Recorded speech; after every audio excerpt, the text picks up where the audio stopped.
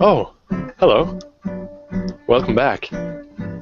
We're the Invictus stream, and tonight we're going to be playing a game called The Running Dead. It should be a good one. Our GM tonight will be the lovely, handsome, intelligent, good-looking Justin James. Well, thank you, Christopher. I will be running for my life, alongside the brave and intellectual Mycl Barber. Ladies, special shout out to my special little lady. Thank you for joining us again, and we're the Invictus stream.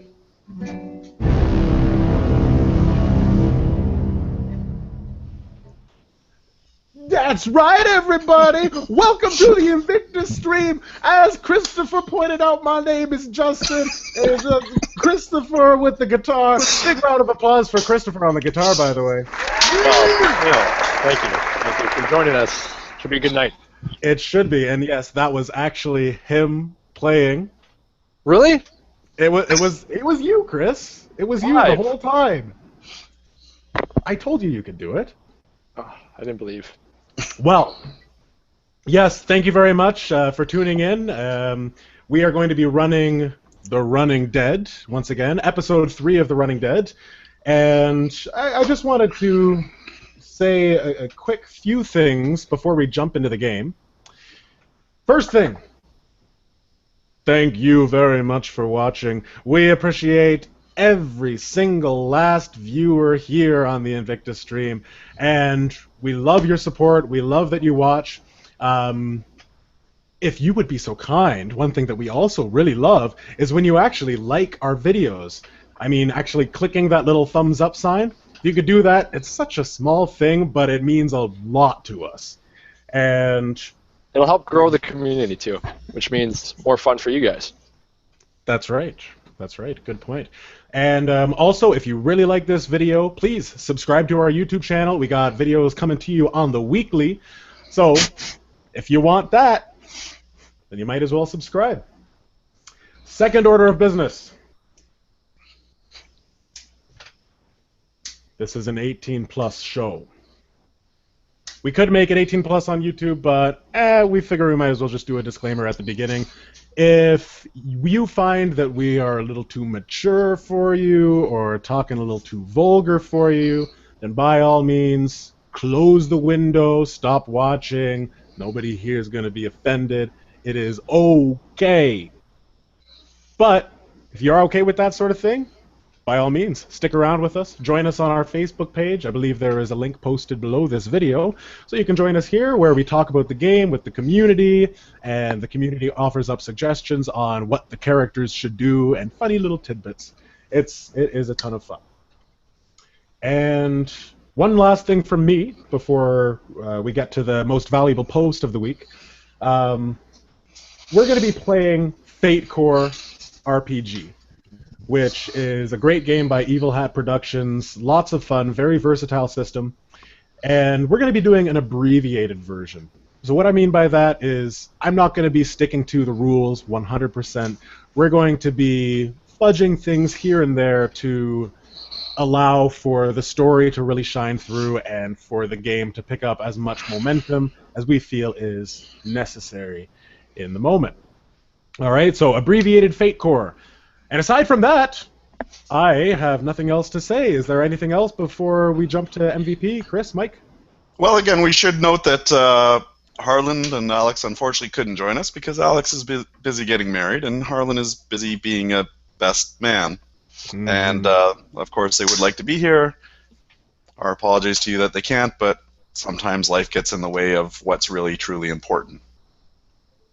Damn life gets in the way of what's important.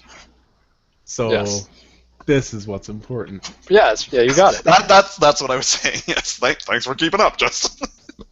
XP. Let's go over that. Yes, for this game particularly. Oh well, how can they spend their XP for tonight?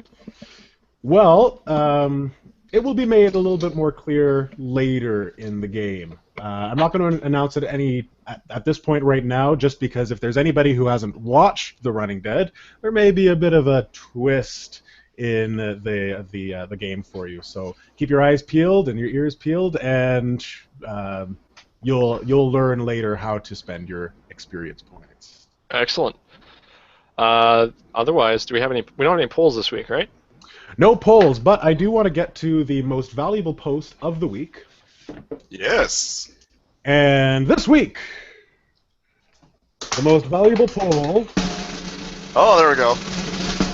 Let's get is by Chris Lawrence on his post on RPGs for couples. So congratulations, Chris. You sparked a really, really great conversation, and it's something that I don't think about that much because I'm not in a relationship, but I'm sure lots of people do think about what game they want to play with their loved ones.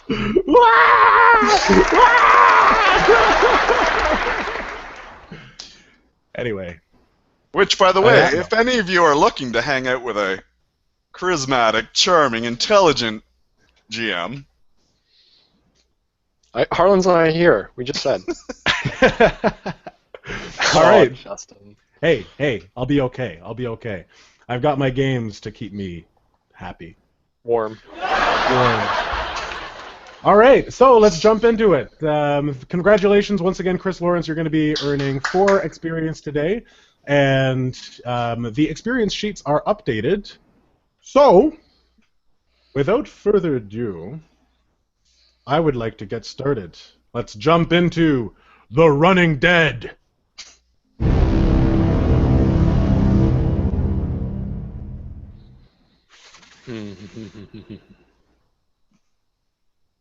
Okay.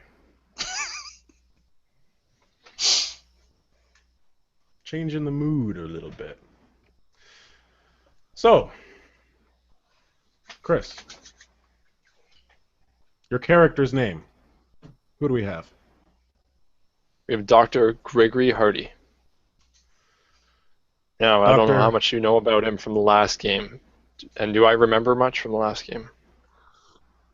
Well, not at the moment, because you are just waking up from being unconscious.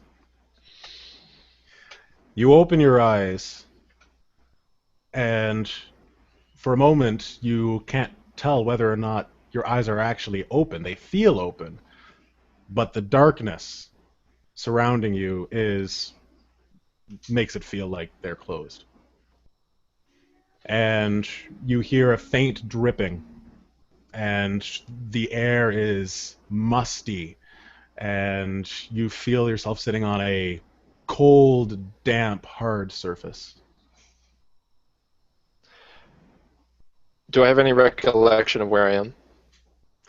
You don't. You don't know how you got here. You don't know who you put here. You can rack your brain to see what you last remember. I'm just going to call out. Hello? Your voice reverberates off of a wall. It echoes slightly, and you get the sense that you're in a pretty small room with hard walls, quite possibly stone. And after a moment... Sorry, go ahead. I'll keep going. You hear a very faint... Hello? Hello? Coming from across the room. Who's there? Who are you? I don't know. I don't remember anything. I don't even know. I don't know who I am. Okay, stay there. Who are you? Who are you? I crawl. I get to my hands and knees. As I'm doing this, I'm doing just a body check to make sure I'm not wounded. Okay. So as you shuffle to get onto your hands and knees, you realize that you're shuffling, as quiet as you are, is making a lot of noise in the room. You can hear everything. Because it's so quiet, every movement is amplified. And just right in my eardrums. Yeah. And you also feel something around your wrist, and as you move, you hear the light jingling of chains along the floor. Am I attached? Can I move freely, or is it just between my hands and ankles, or?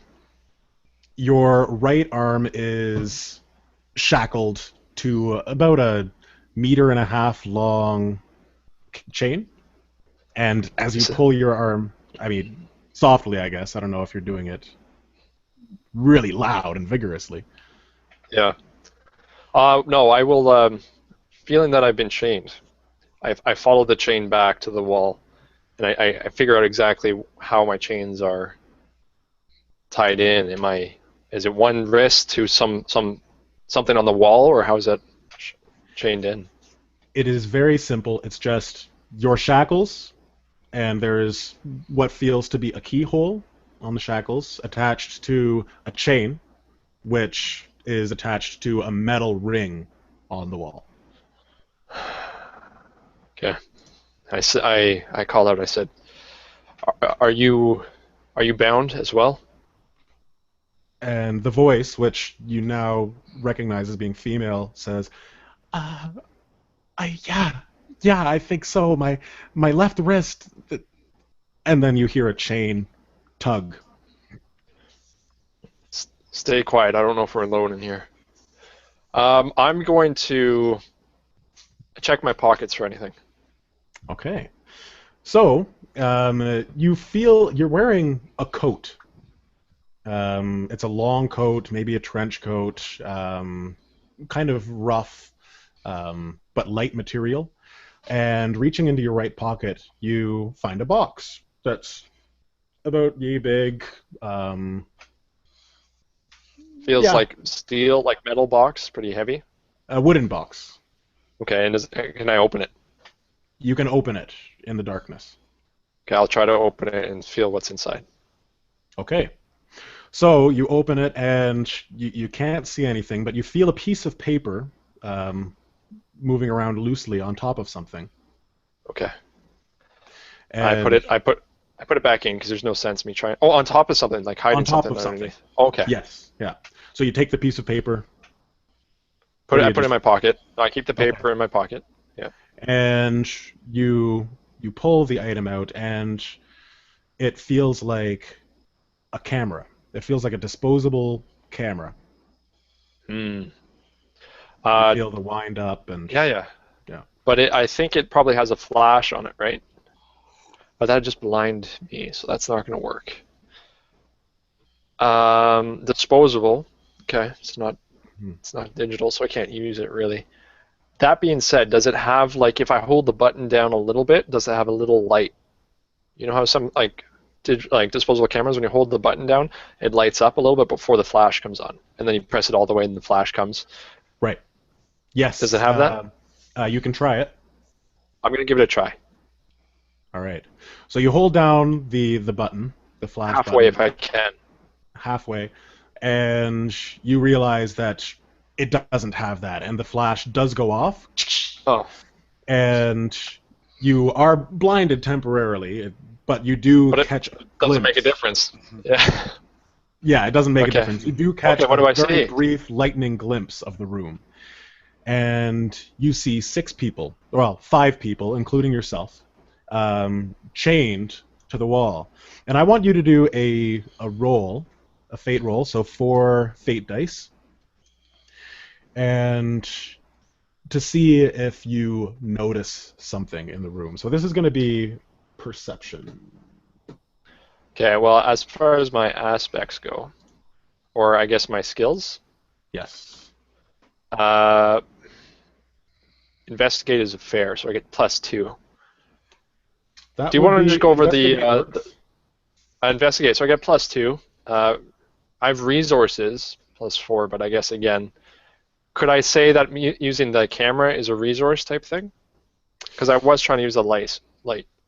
That is true, actually. You're using the light. You're using the light from the camera in a creative way. So I will say, resourceful will work.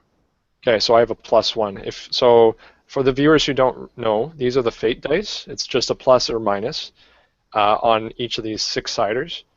Or a blank. And they cancel. Pardon me? Or a blank. Sorry.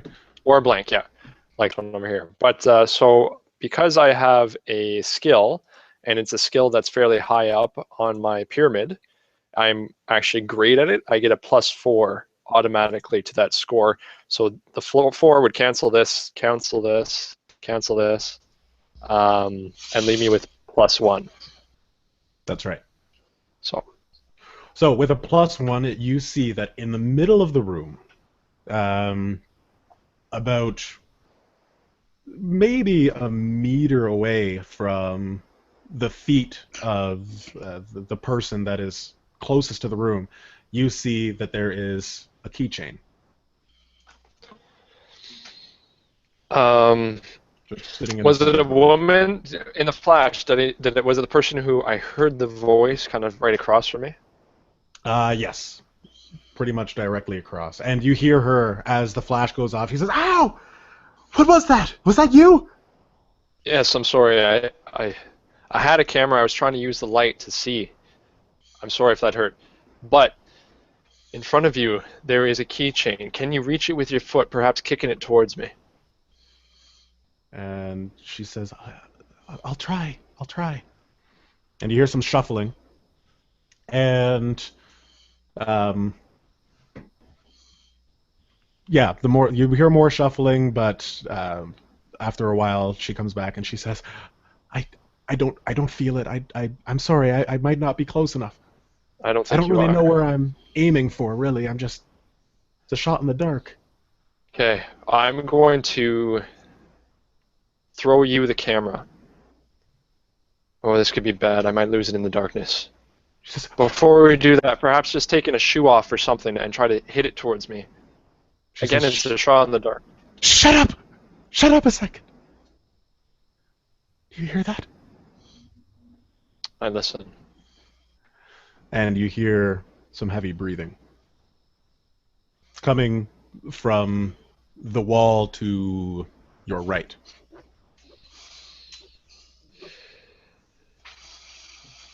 Okay. Well, how far away was it?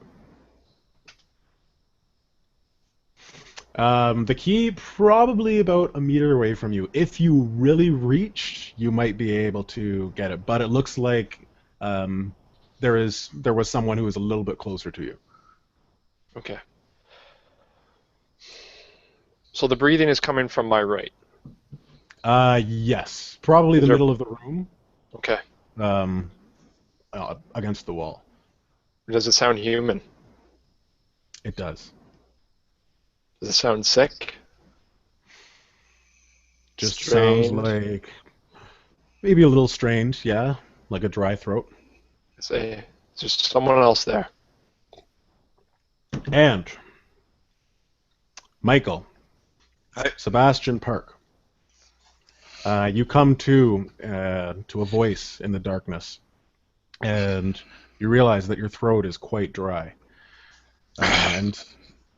and breathing is very difficult for you. But you hear the voice saying exactly what you just heard.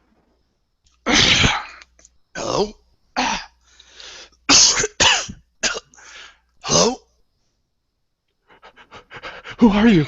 Who are you?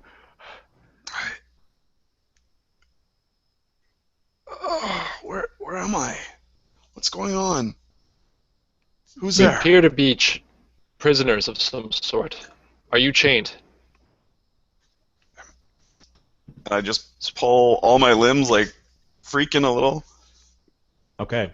And as you pull, you feel the chain on your left wrist as well buckle. And do a roll for me, just a quick roll.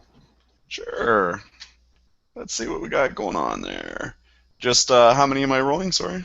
4 Yeah. plus minus dice, the fate dice. All right. Now, can I add athletics or physique or? We're rolling for notice right now. Oh, notice. Oh, well then I get a +3.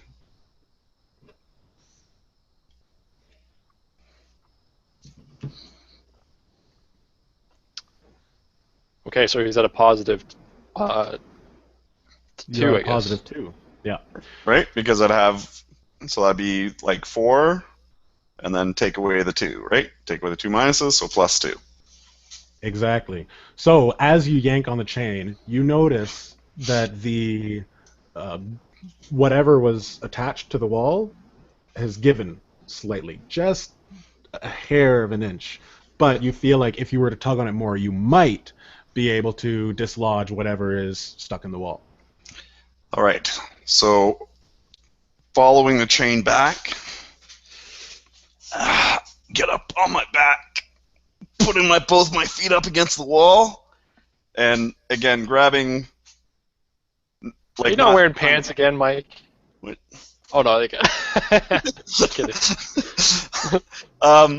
The hand that's chained is going to brace my other hand, and then I'm going to grab the chain with the hand that's not chained so I don't rip that one. Right. And then give everything I can to lean back and explode with my legs at the same time. Excellent. So you hear some shuffling, Chris, as this is happening. And I want you to do an athletics roll, Sebastian. So I'm not it'll just be a +1 on this one. All right. So a +1. All right. So you feel it give maybe a centimeter, just a very small amount, but it is progress. But you hear some shuffling to your right, and it sounds like it's coming from not very far from you, maybe a meter from you. Yep. Which is about the length of the chain. What the hell? Who's there? And you don't hear a response. Now, the girl that is there is also to your right, and it sounds like she is on the other side of whatever is shuffling. And she says, "Answer him! Who's there? Who is it?" So there's at least 6 of us in the room, from what I gathered from my camera. I'm going to take another shot. Prepare yourselves. Look not towards my voice. Look around and see what you can take in when I take the next picture. I'm going to put the flash towards the ceiling so it's not directly at you guys. It shouldn't blind you. It should actually help you guys in seeing. Take in what you can. And so I go to take another picture. Okay. So you take the shot, and it looks like Sebastian is looking away, averting his eyes, and the girl does the same, and the flash illuminates the room for a split second. And Chris, before your eyes start to hurt, you see someone on the other side of the room stirring. And this person looks to be in kind of derelict clothing, like really, really dirty and grimy, and he's pushing himself off the ground. You assume he's a man because he's very bulky. He's not chained like we were, as far as I could get from the moment. Yes, it looks like he is chained, and as he's shuffling, you can hear the chain rustling. I call out to them and I say, "Listen, I had this camera in my possession when I awoke. Check your pockets for any items that might help us." Okay. So the girl says, I don't feel anything. And this guy is creeping me out. I don't know why he's not saying anything. Okay, at this time I'm going to try giving the chain one more last stitch, everything I got effort. I will do it at the same time if that's okay. All right. You're trying to pull, both trying to pull? Yeah. We're gonna try to yank our chains. All right. So what do you want us to roll? Why are you giggling? You're laughing at yourself about something. Who, me? Yeah. Oh, I'm just looking at the stream. Every day I'm shuffling. Every day I'm shuffling. All right. So that's where you find Sebastian some britches. All right. Well, let's see what happens here. How many am I rolling, Justin? 4. It's always going to be 4 fate die. There we go. Hey, we got the same. Unfortunately, I don't have any physical provoke, lore, notice, craft, investigate, will, deceive, report. I'm going to will the chain off. Yes. You're going to get the fuck off of that. Well, if you have any aspects that you think you'd be able to use in this situation, you can give me a Yeah, fate here's point. what I'm going to do. Because of the fact that I believe the chain is, the loop is screwed into the wall. Okay? So what I'm going to do is wrap the chain around the loop and use the leverage to unscrew it, as opposed to just breaking the chain. Cool. So I'm okay. going to use my resourcefulness to help that. That is perfect. Okay, so you can give yourself a plus, or just, 4. use your resourcefulness. So a total of 7. So I got 6 out of 7. All right. That will do it. So you are correct. You managed to twist. And what did you get, Michael? I have a plus 3. All right.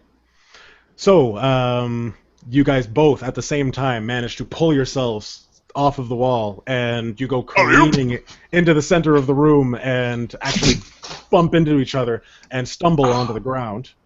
Who's there? Who's that?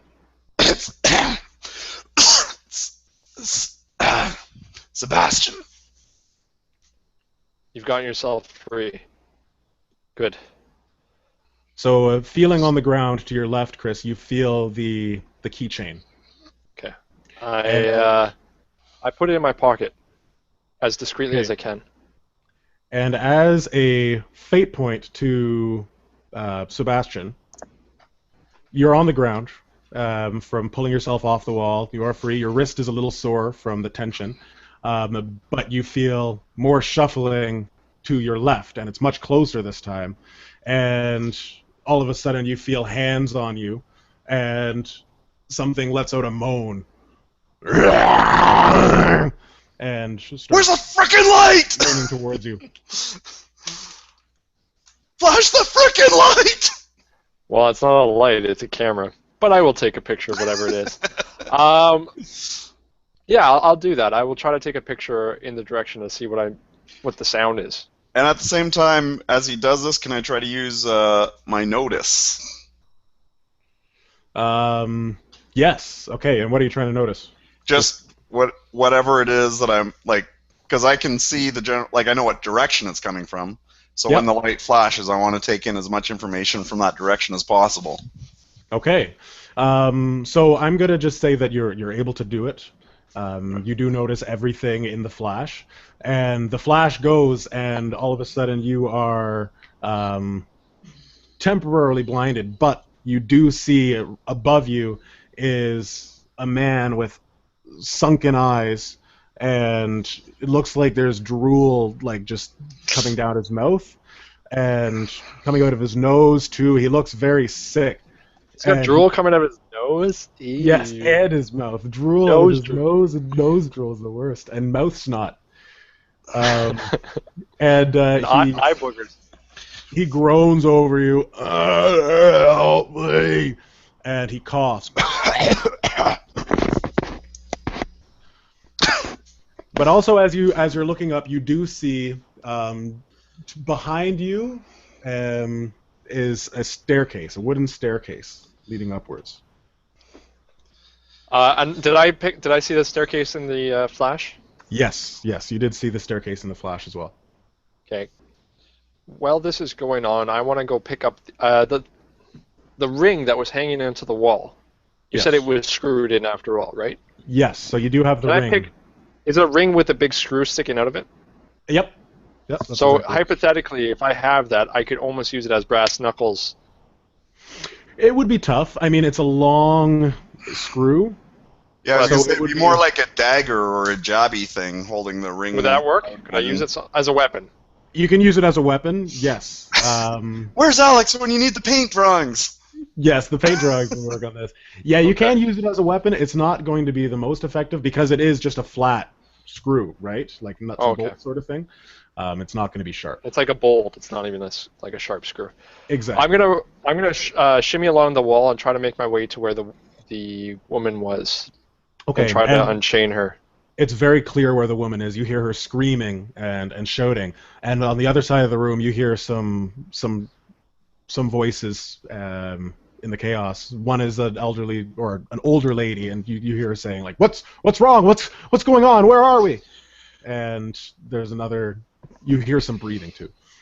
Okay, well, I'm going to stick just to the lady that I know that I was talking to her, and maybe work my way to the elderly lady, but don't go towards the heavy breathing. Like, if it's like moaning zombie-like, I'm going to stay away from that as best I can.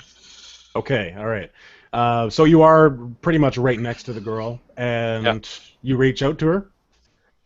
I say, quiet, it's me. I think I have the keys. Okay. And she says, oh, okay, all right, let me loose.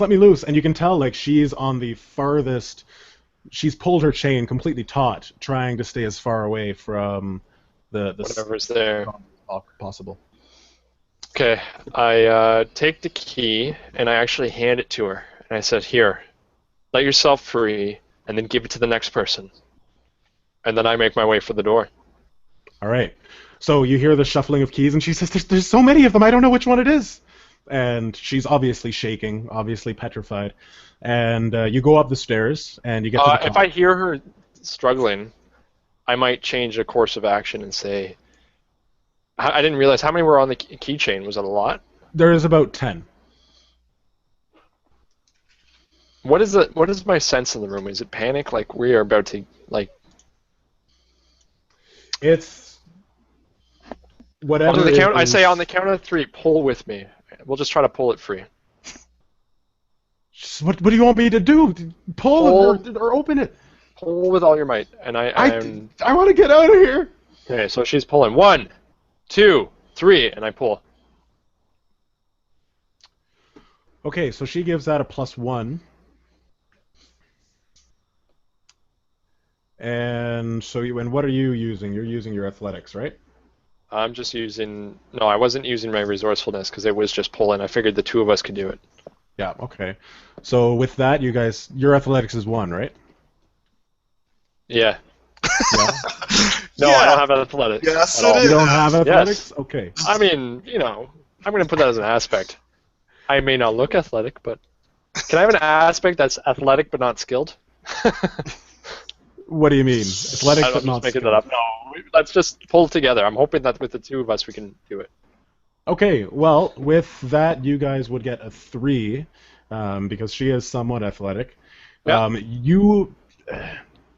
You feel one of the chains, the links in the chain, kind of kink a little bit. It's a very subtle feeling, but not quite enough to yank it off. Okay. And Mycl, you are now struggling with this zombie. Well, okay. Sick person. Sorry, sick person. Yeah, I was gonna say because he actually talked to me, right? Yeah. Okay, so again, going to try to although I'm instantly disgusted by how sick he is and that he's touching me, I'm going to try to invoke my aspect of being a veteran street cop back in the day. And again, from the flash, trying to take into the account, again, I've got the exit, I've got civilians, and I got this guy. He didn't appear to be a zombie because he actually spoke to me, he just looked really sick, but I want to keep him away from me because I don't know what the hell he has. Right. So at this point, he is on me, or is he just close to me? He is kind of off of you. He's got his hands on you, right, and he's kind of moving his way closer to you. Okay. And I'll just be like, stop! Keep your hands off me! Don't touch me! I will help you. So can you give me a flashback for your character? Because your character still doesn't remember exactly what's going on, doesn't remember his past, but here's a piece of his past, that he used to be a veteran cop? He used to be a veteran cop. Was there a situation like this in his past that he had to use this aspect? Yes, a SARS outbreak, and he was actually doing some off-duty, working as security at a Rolling Stones concert. And again, he was just being like, no, don't come near me, just friggin' we'll talk from a distance. Fair enough. Okay. So that memory comes back to you, and you realize, oh, I've done this before. and you know exactly how to act. And you want to do this to see if he Just that he does back off, or is he still coming towards me? Because again, my natural reaction would be like, again, if I've done any riot patrol or anything like that, then again I would kick him or something and just. Okay. Because again, I got to stand my ground and protect the other people from not getting sick. Right. So he keeps coming towards you. All and right. He's still coughing and saying,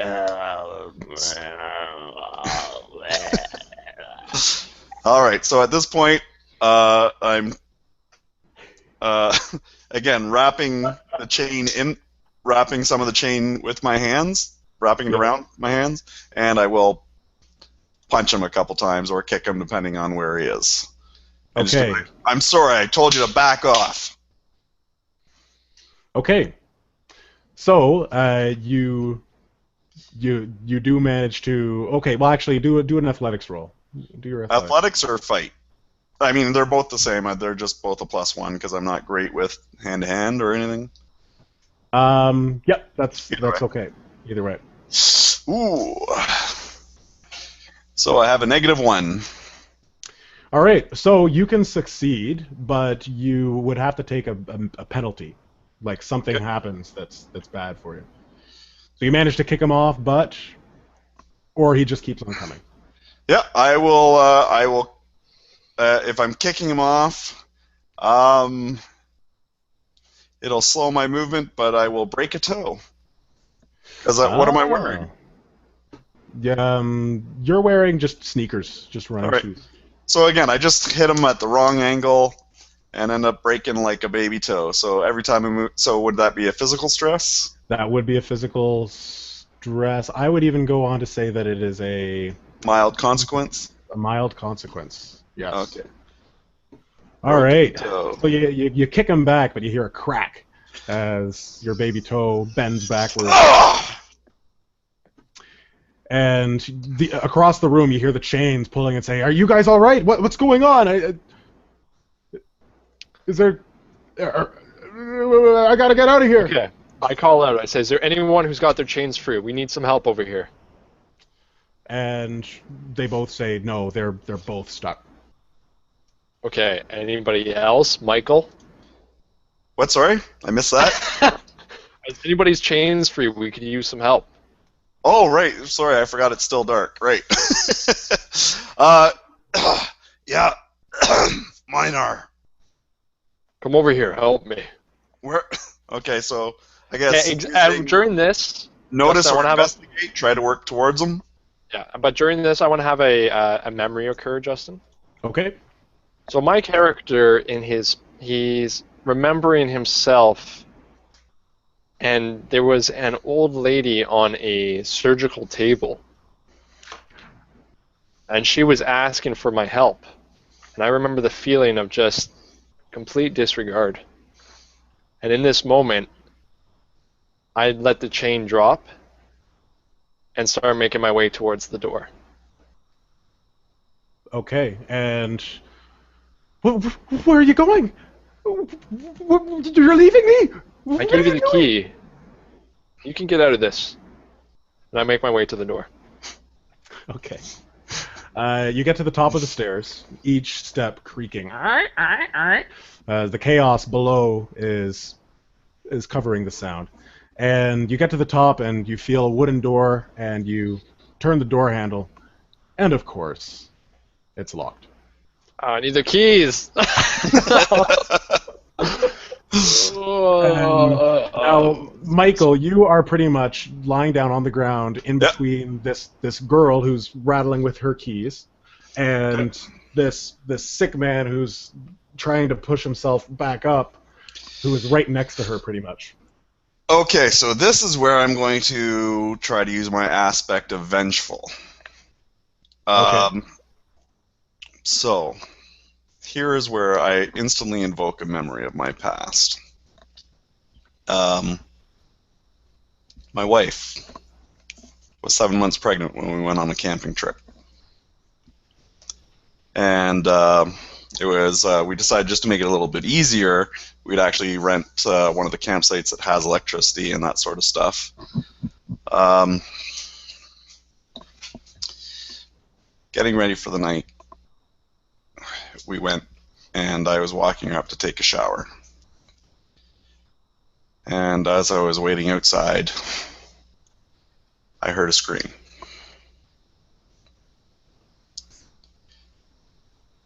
I thought maybe she fell, something happened. I run inside.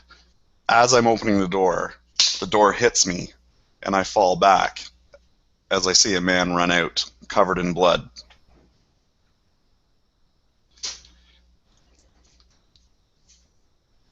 Not knowing what to do, seeing the blood, I run in, and I see my wife and her lifeless body, and carrying my unborn child lying lifeless on the ground.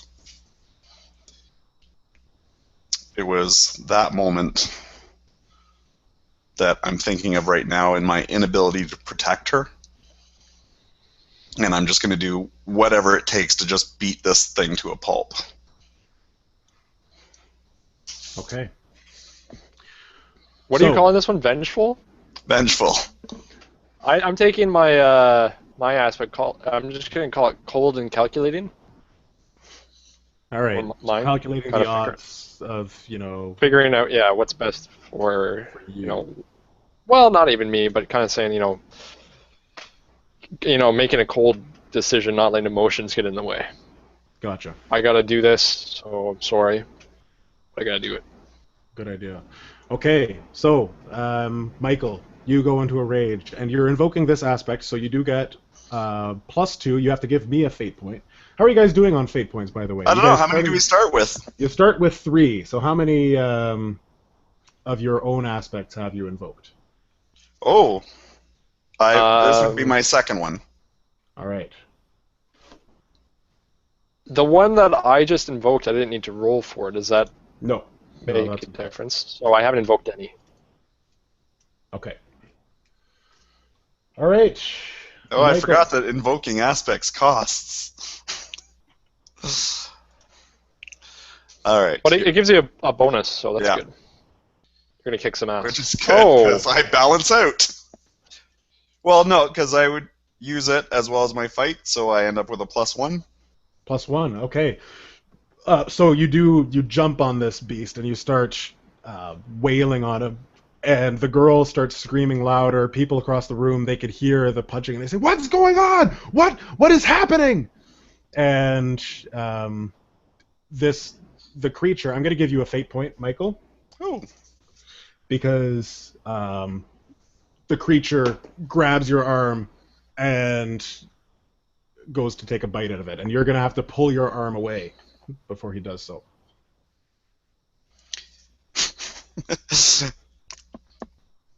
Sorry, yes, I will do that. So what do I need to do? Will you take the fate point for that? Oh, to have him bite me, or to pull away? You have the chance to pull away, or you can just give me your last fate point, and that won't happen. You'll move your arm away before he even has the chance to bite it. Okay, just outside of game, my initial reaction would be to give in and then end up elbowing him, but I actually want... Now, back to game. Yes, I'm going to rip my arm away.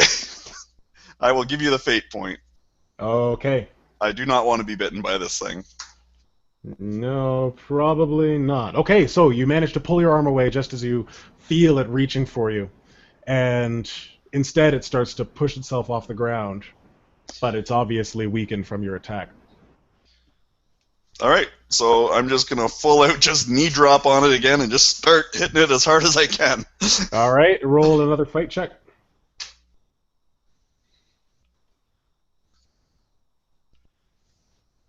There we go, so it would be +2. Okay, so this time you do manage to crush his... You crush something. You're not sure what it is. You're kind of fighting in the dark, literally. Oh yeah, and I'm just grabbing and bashing it against the ground because it was a cement floor, right? Something like that? Yeah. Yeah, exactly. So, you do that, and after... Every time. So after a moment, you're doing this for like 20, 30 seconds, and you feel the body go limp after about 10 seconds, but you keep And on I'm still going. I'm just Yeah. bashing and bashing and bashing. You're still going, and tears are streaming down your face, and you start to yell as you're doing this, and the people in the room are freaking out even more. And I'm going to give you a fate point to take 1 physical stress from the overexertion. I will do that. All right, and So that gives me a total of 1. you're back at 1. And Chris. I'm going to go to the next nearest person and help them out, as if this was my plan all along, so that if the girl questions why I left her, I can explain to her that I had to help other people. I left you the keys. It was taking too long. Okay. So you go to the other people, and you hear one man who sounds like he's panicking quite a bit. He says, "What's going on? I hear someone getting closer. Someone's getting closer. Help me, please. Don't hurt me." Okay, I'm going to walk up to him, and I'm actually going to take my screw and try to jam it in his throat. Shit, really? No, actually, you know what? I'm going to ask him first. I said, "Do you have anything on you?" And he says, "You asked me already. I don't think I have anything." Okay, then we need to get out together.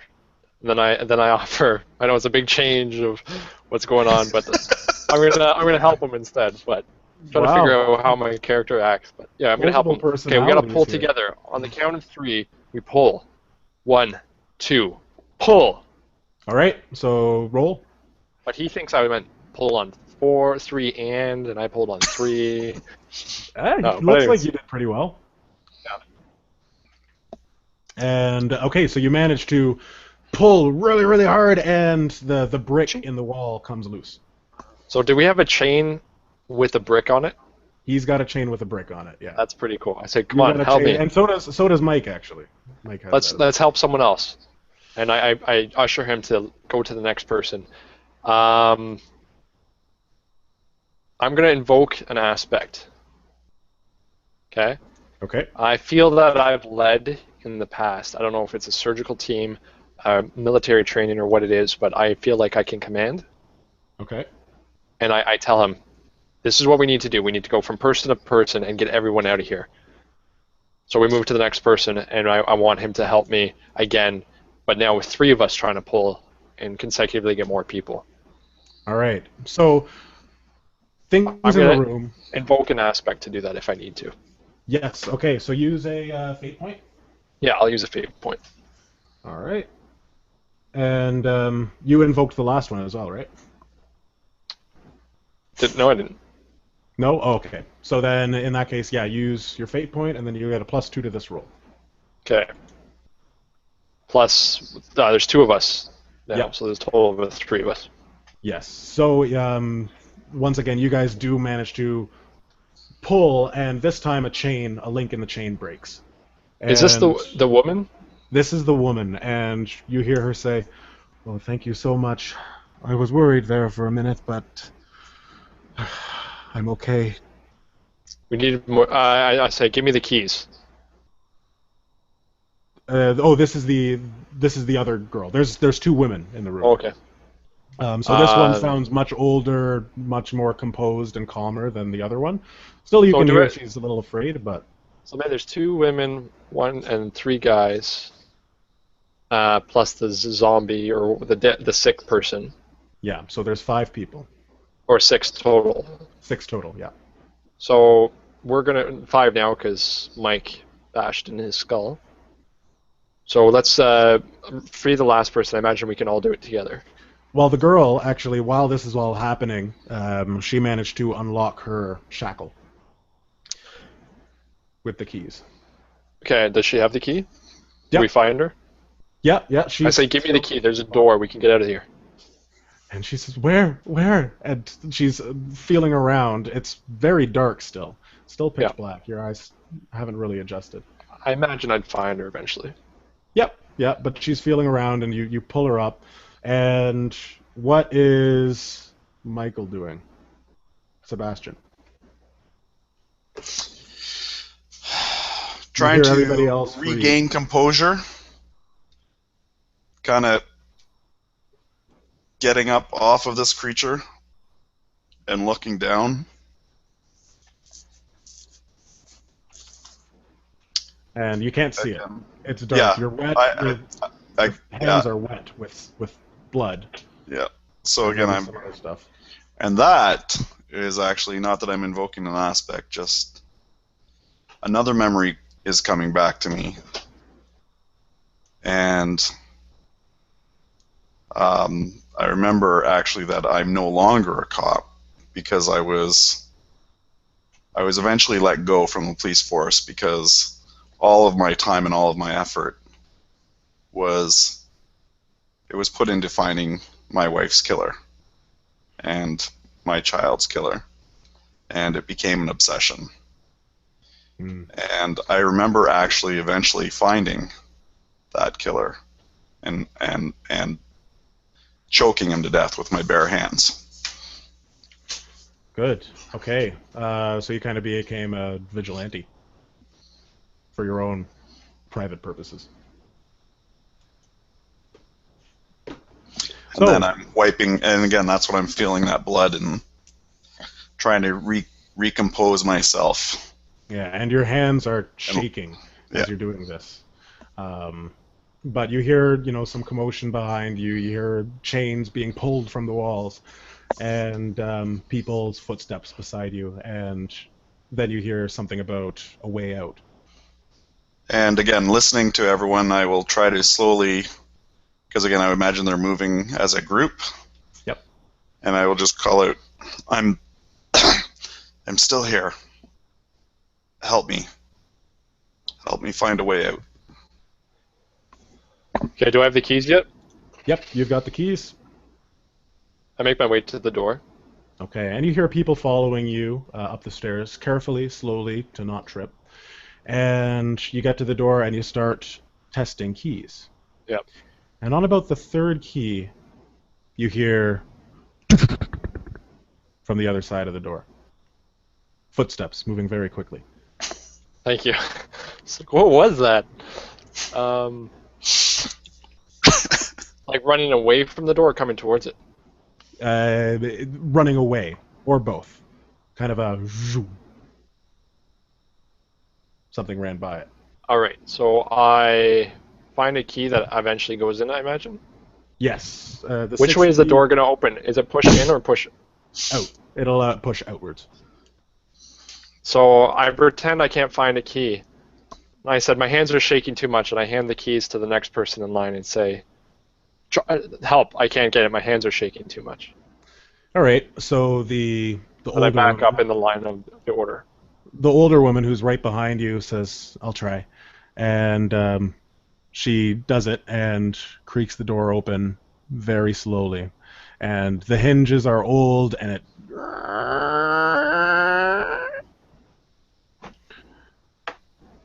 revealing a very, very, very dimly lit hallway. But it must seem bright after what we've been in. Even with the darkness that you've been in, it seems like you can kind of make out shapes. Like you're staring. You've got about 2 meters, and there is a little table for like flower pots and stuff, and then a staircase leading up. Looks like you're in some sort of very narrow building, like a apartment building or a townhouse. Okay, so like something in Toronto or something. Exactly. Okay, well, I'm going to put myself in the middle of the pack because there's no sense being the leader in this situation, so I'm going to hold back and wait for someone else to take charge. Okay. So the lady at the front says, all right, I think we should all stick together. Everyone agree? I nod. She can't see that, so I would say yeah. Okay. That makes sense. Strength in numbers. Right. And it just came to me, but my name's Terry. Terry Connors. My name's Hardy. Hardy. Hardy. Nice to meet you. Anybody else remember who they are? It'd be good to know your names. I'm Sebastian. And you hear a voice. The small girl pipes up, and she says, "Well, she's not too small, but she says, I'm Eleanor." And the man speaks up and says, Evan Miles, you're gonna get us out of here, right?" And Terry says, "I'm gonna try." And she steps onto the landing. Okay, well, I follow. And she says, "Hey, Hardy, right? Yes? I can't see a thing up here. You had a camera, right?" Yeah, I don't know how many more pictures I can take. Perhaps this isn't the time to use it. Okay, you might be. And before she finishes, you hear Eleanor speak up. She says, "I saw something. Something moved. Something moved by the window." And looking at the hallway, basically the hallway goes from the door, goes left, and looks like it might lead into a kitchen. You have a feeling that it'll lead into a kitchen. And to the right, you have the front door. And you can tell because there's two glass panes that are very subtly illuminating the front step, but it looks like they've been boarded up. Oh, so you mean like side lights? Like a door with side lights that have been boarded up? Yeah, like when you got the glass beside the door? Exactly. Gotcha. Exactly. Okay. Gotcha. I saw something, Terry. Shh. It's okay. It's all right. All right, so can I use try and notice? Yes. You can try and notice. So that would give me +2. Wait. +2. +3. Right, because those two balance out. Yes, and your notice is +3. Gotcha. Very, very subtly, very quietly, you hear boards creak. It sounds like it's coming from right in front of the door. Right in front of the door that's closed and boarded off with side lights? Yes. All right. So I tell everyone, just quiet for a second, guys. And I'll try to give one more listen. Like there is something just moving outside of that door. It actually, you heard the creaking from boards on the inside of the door. Oh, but I don't see anything. But you don't see anything. You can't actually see the front of the door. It's right, because it's too dark still. Yeah. All right. There's definitely everybody seems paralyzed with fear. Okay, at this point, I guess I would start moving ahead. I said, we're sitting ducks here. We might as well move ahead. Okay. Do you want to go right towards the door or left towards what you believe is the kitchen? I guess I would go towards the kitchen, seeing the door is creaked up and it's boarded up. So there's obviously a reason for that. Okay. Unless it's to keep us in, but yeah, let's go towards the kitchen. Okay. So you make your way down the hallway and boards creak under your footsteps. Feels like a very old house. And you get to the door and you feel that it's locked. Where are those keys? The old lady has them. She says, "I have them, but I'm keeping my eyes peeled on that door. I think Sebastian's right. There's something there. I can just sense it." And maybe we should hurry up and get this door open so we can get out of here before something comes through that door. Hand me the keys now. And you He's hear right. Give him the keys. And she passes them to you, Sebastian. It says, "Can you take them to him? I'm going to keep my eyes on that door. If anything moves, I'll let you know." So, can I see Hardy from here? Based on where his voice is, it would be very easy to get to him in the dark. You can very vaguely make out. Where are the keys? Get them to me before we're getting some really serious shit. Oh, crap. All right, so I'll bring him back. Okay. Or it's You already. give the keys to him, and Hardy, you start finagling. I go again. I said my hands are shaking. As soon as I Sebastian. hand them back, I go back. No, I go back to because I don't want to leave her alone. Fair enough. Right. Well, she's All right, still. I managed. Okay. Calculating my odds, I feel like I'd be safer getting through this door. So I'm gonna try to open the door. Okay. Find a key. And you do manage to find it. It takes you just the second key. You're able to find the right one. And you open the door, and the door kind of brushes against some weird, some plastic or rubber panels. You know, Like that you hanging kind down of, is what you mean? hanging down, yeah. Oh, like in some sort of, I don't know, like a meat locker or something like that. Maybe. Which I don't know why those are ever there. What is the purpose of those things? To be I a don't creepy know. place. I think it keeps the coldness in. Oh, that is what it's for, actually, because we have used those in the fridges that work. That's exactly what it's for. All right. All right, cool. Cool, I'm learning something. That you already knew. I'm remembering something.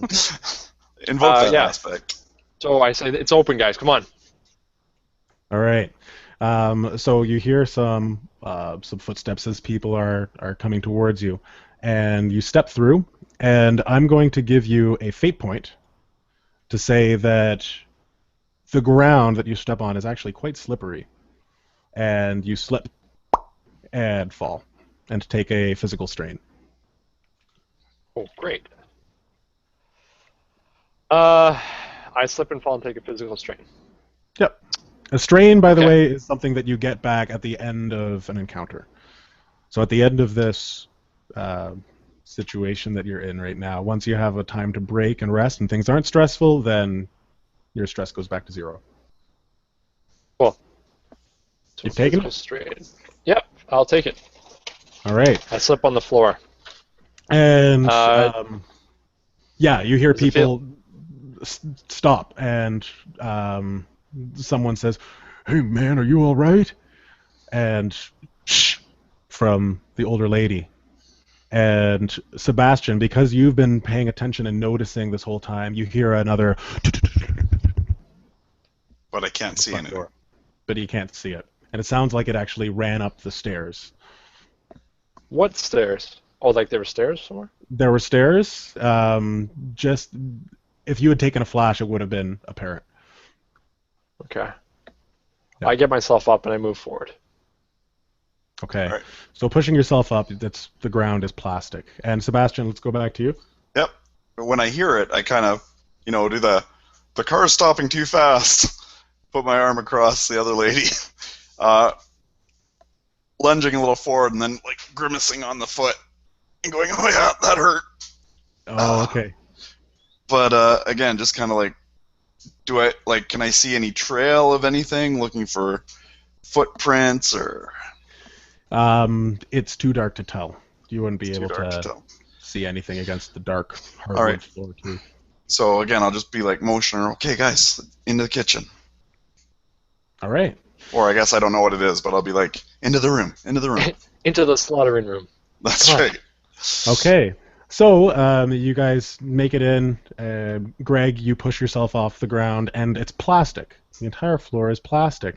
And this room has a strange blue tint to it. And this is the most that you've been able to see. It's still probably quite dark. Oh, Sorry, I'm just laughing at Aisha's post. what do we Nothing got? takes down stress like going into a meat locker after waking up chained. This This is a nice place to just relax and We're find out ourselves. of that room with the bricks into a meat locker. So you guys make your way into the room, and it doesn't really look like a kitchen. Yes, there is a stove, and you see there are cupboards, but all of the cupboards have been covered in plastic sheet wrap. And you see This silver is just like our boxes. grandparents' house. That's all it is. Yeah, that's true. The sheet box is sorry, the sheet box. There are silver boxes on the counters and on the table, and you can investigate them, but everyone's just a little leery before moving into the room completely. And you do see at the end of the can we room, you close the see door? sheep. Yeah, Okay. you can do that. Sorry. You can close the door, and at the other side of the room, you see a window that looks like it's just been sheet wrapped up, but it looks like the glass could be broken.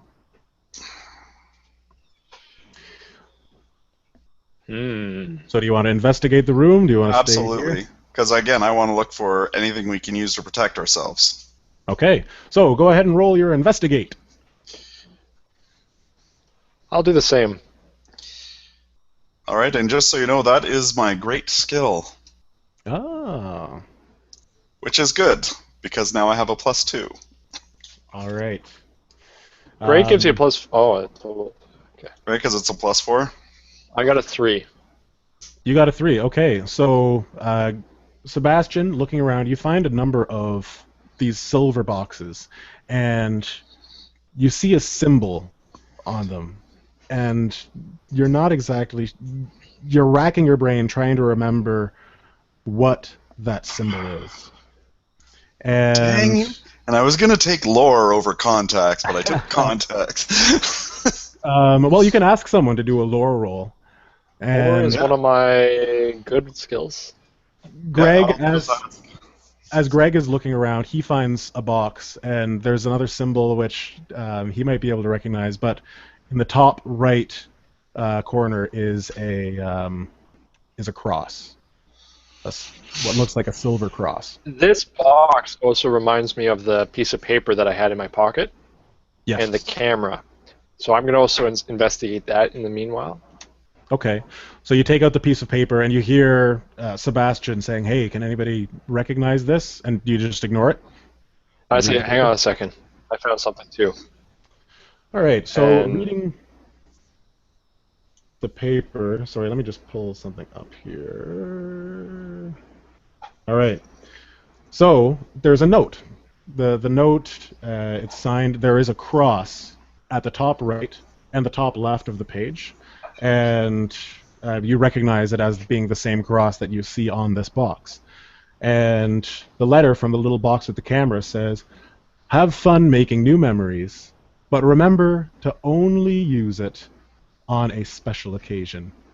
Signed, Gabe. All right. Well, I wonder what That's I have the done. note says. And then I'm going to take that symbol as a positive omen and open the other box. All right. So begin to open it, and Sebastian, I'm going to say that you, while he's opening it, you call someone over, and it's the older lady, and she squints at the symbol, and she recoils and says, "Oh my God." What is it? And as this is happening, Greg opens the box, and Greg, I want you to roll a 1d20. Oh boy. Yes. 3. All right. 3. So inside this silver box, you find a hand axe. It's not as big as like a Like a More tomahawk? like a hatchet? kind of more like a hatchet. Yeah, maybe a little bit bigger than a hatchet. Looks like it could do some serious damage. So you Wow, find this that. box is bigger than I thought. I was picturing this little box, and now it's like a Mary Poppins box, where it's like, whoa. No, that's So awesome. while you're doing this, you see that Evan has gone over to the window, and he's peeling back the plastic, and he says, "Hey guys, I think we can get out of here." And the woman says, "Hey, I recognize this. This is a biohazard sign. Why the hell would there be a..." And you hear gunshots. The glass shatters, and Evan gets pushed back and collapses to the ground. And all of a sudden, the room is illuminated with white light coming from the window. And you hear a voice over a PA say, Do not come close to the window. You will be executed. You are in quarantine, and you will stay that way until a cure is found. I repeat, do not go next to the window.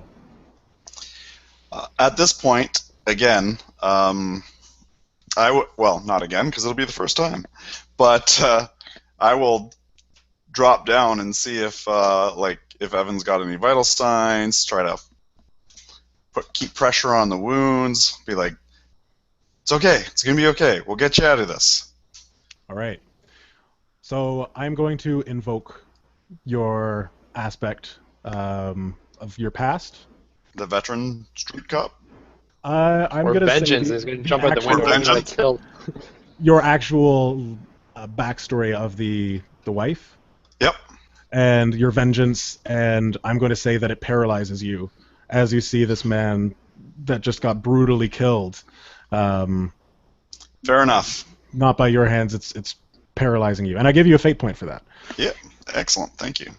And, right. I mean, sorry, guy who's going to die because I can't help you, but... Okay, I look Shit happens, for... it's worth a fate point. like some sort of... Is there like a frying pan or anything metallic nearby? The only metallic things are the boxes. Yeah. Well, can it reflective at all? Because I know you said one of them was wood, so maybe the next one is metal. Well, here, I'll show you. Basically, the box looks like this, but instead of black, it's silver. So it wouldn't really be reflective. Maybe so I can't go up to the window and try to angle it to see if I can see out? It'd probably be a matte finish, so there's no glare. Yeah, no, you wouldn't be able to see exactly. You could take a picture and then get it developed. Oh, yeah, but they might shoot the camera. Yeah, that's true. That's true. Okay, I can say that you do an investigate roll, and if you notice, and you might be able to find something reflective. Meanwhile, by the way, Eleanor is freaking out and screaming and crying, and the older woman seems to have kept her composure somewhat, but she's gone over to Eleanor and she's trying to console her. Failingly, it looks like. All right, so neutral. You got a neutral roll. So I'm going to say you don't find anything. You just see that light blaring through the window, and the announcement repeats a few times. I yell out if I can. Sick with what? What are we waiting for? What cure? See if see if I can yell out and see if they can hear me. That is confidential information.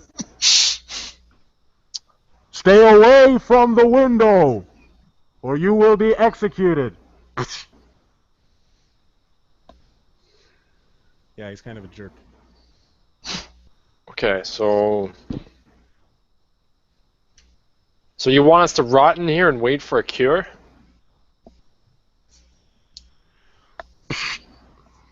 A cure will be found soon. Just stay away from the window. And he sounds oddly repetitive. There's something about this man that just he seems to be repeating himself over and over and over and over again. Recorded. Kind of feels that way. What's your favorite color? Red, no blue! Stay away from the window. Okay. So whatever this is... Okay, look for another exit out of this room. Is there another one?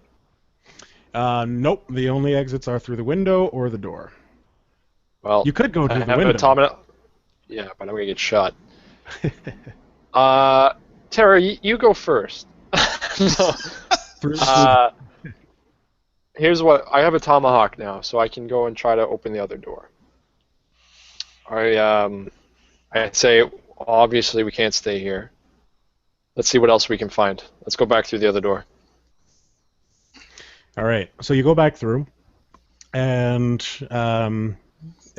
you go to the other door, and you're just being careful. Like, I guess the hallway is illuminated a little bit now. Well, especially with the other door open from the kitchen to give it a little bit more light. Yes, it is. But with the the comparison, it is like your eyes have adjusted to more light now, so where it is dark, it's lighter than it was, but it is very dark still to you. But you do manage to find your way there, and there's nothing at the door or anything. But you try to break the door down? So when I listen at the door, I don't hear anything again. Yeah, I'll try. I said, well, maybe this is the only way out. And I go to put the edge and then try to pull some of the boards away. And Terry says, well, what about the stairs behind us? We can go up. Maybe there's a way out. I don't know. If they're out back, they're probably out front too. You're probably right. And this is... Can I be freaked out now? Yeah. Oh, yeah. Okay. Okay, I'll let them know that... Yeah, we can go upstairs, but I'm pretty sure whatever was moving in this room moved upstairs. So we should be careful.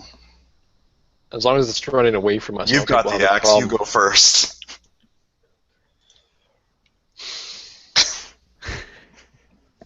Fair enough. And I say, yeah, I walk forward.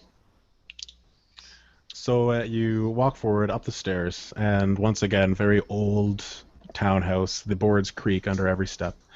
And you make it to the top, and there is a door at the top, but it is open. And down the hallway, you see there are some open doors, and one door just barely lit at the end of the hallway. Have you ever been in maybe even just your house at home, and it's night, it's dark, and you know there's doors open and rooms on either side, and you know you have to get to the room at the very end, but anything could just reach out and grab you from any of those rooms? Yeah. That's kind of the feeling you're getting right now. Chris is like, uh-huh. Okay. Every night. You know what? And it's not helping either that the people posting on our Facebook stream are posting these freaky ass pictures. So, woo! All right, let's do this. Let's do this. All right. So I have my axe, which gives me a little bit more confidence. But yeah, I'm moving like looking at every shadow as I'm moving. So you do see. Actually, I want you to do a notice roll, both of you, or just Greg right now. And that gives me a total of +2. Okay, so very faintly, at the end of the hallway, you see a cross at the top of the door. All right. It looks like it's a white cross, and it brings back a memory to you, and it's a horrible memory.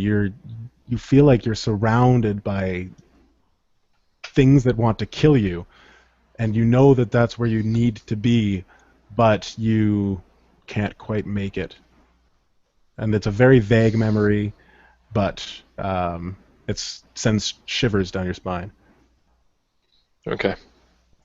But I do feel that's the way to go. Yeah. All right, so I'm going to take that. So let's go this way. And it's got a cross on it, similar to the other things, and then they've helped us this far. Okay. I'm with you. So I move ahead. All right. The two ladies follow. And I have the camera out in one hand, just in case, just maybe as a flash to distract someone, and then I can tomahawk them if I need to. All right. So I'm just picturing this big 35mm giant Nikon DSR. I'll be like, it's very intimidating. No, it's a disposable. No, I'm just kidding. So as you're reaching the first room, you hear a cough.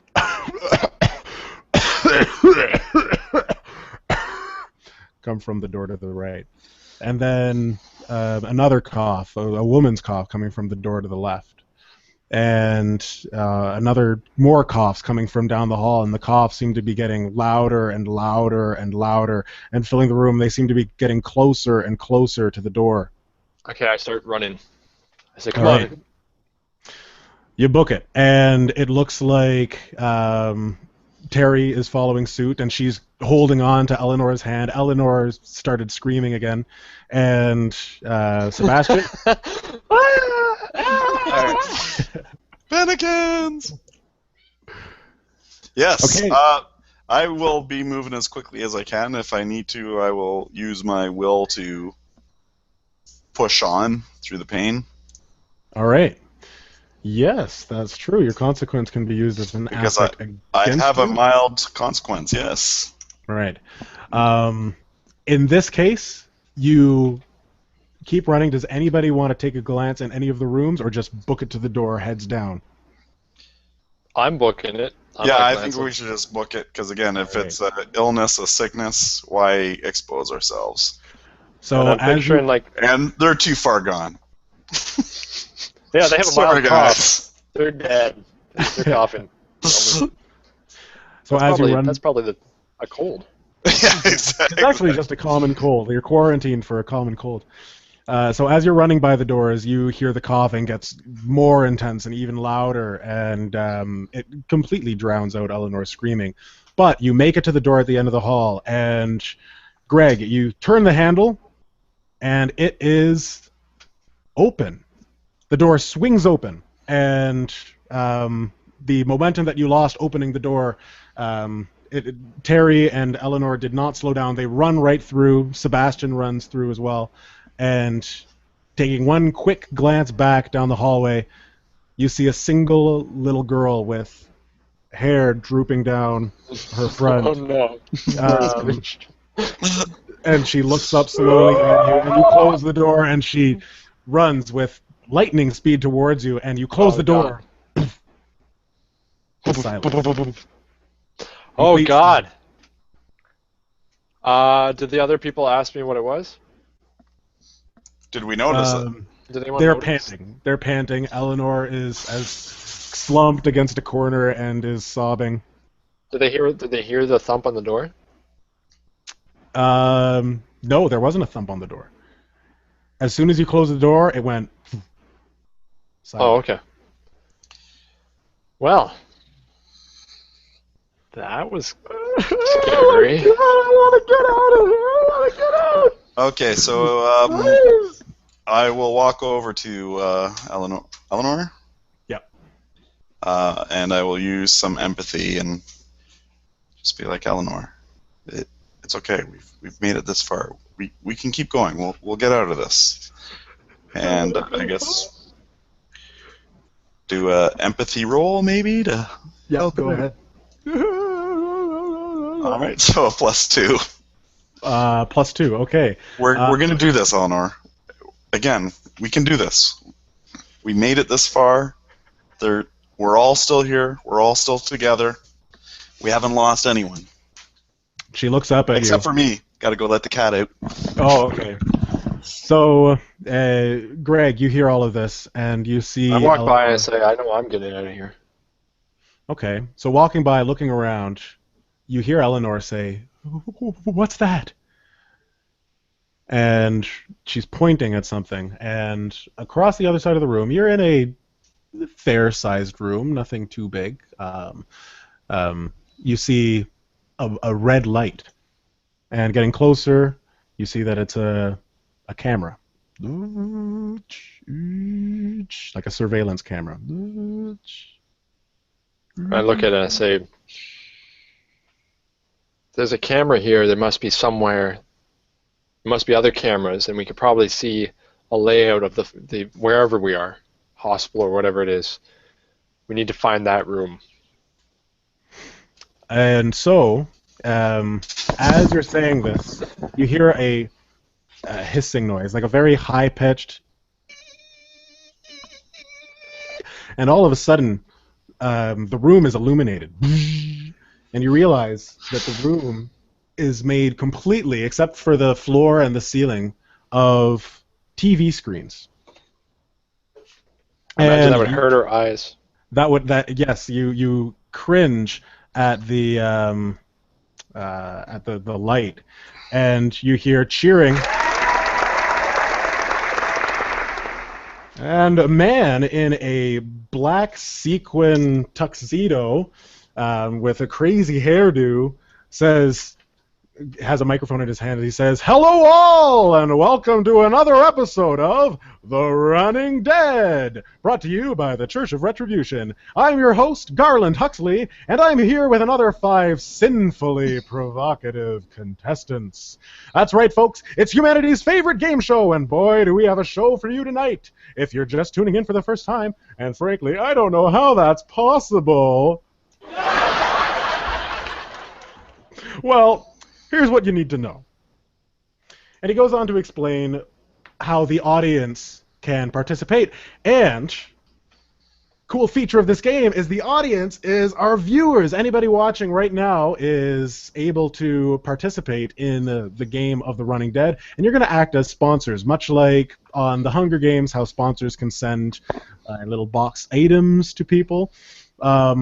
Also, Michael, if you'd be able to post this to Facebook as I'm saying it.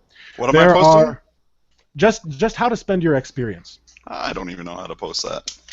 I'm sorry, Justin, I don't know how to post it. That's okay. Don't worry about it. No, I'll just write it as a comment underneath the same thing.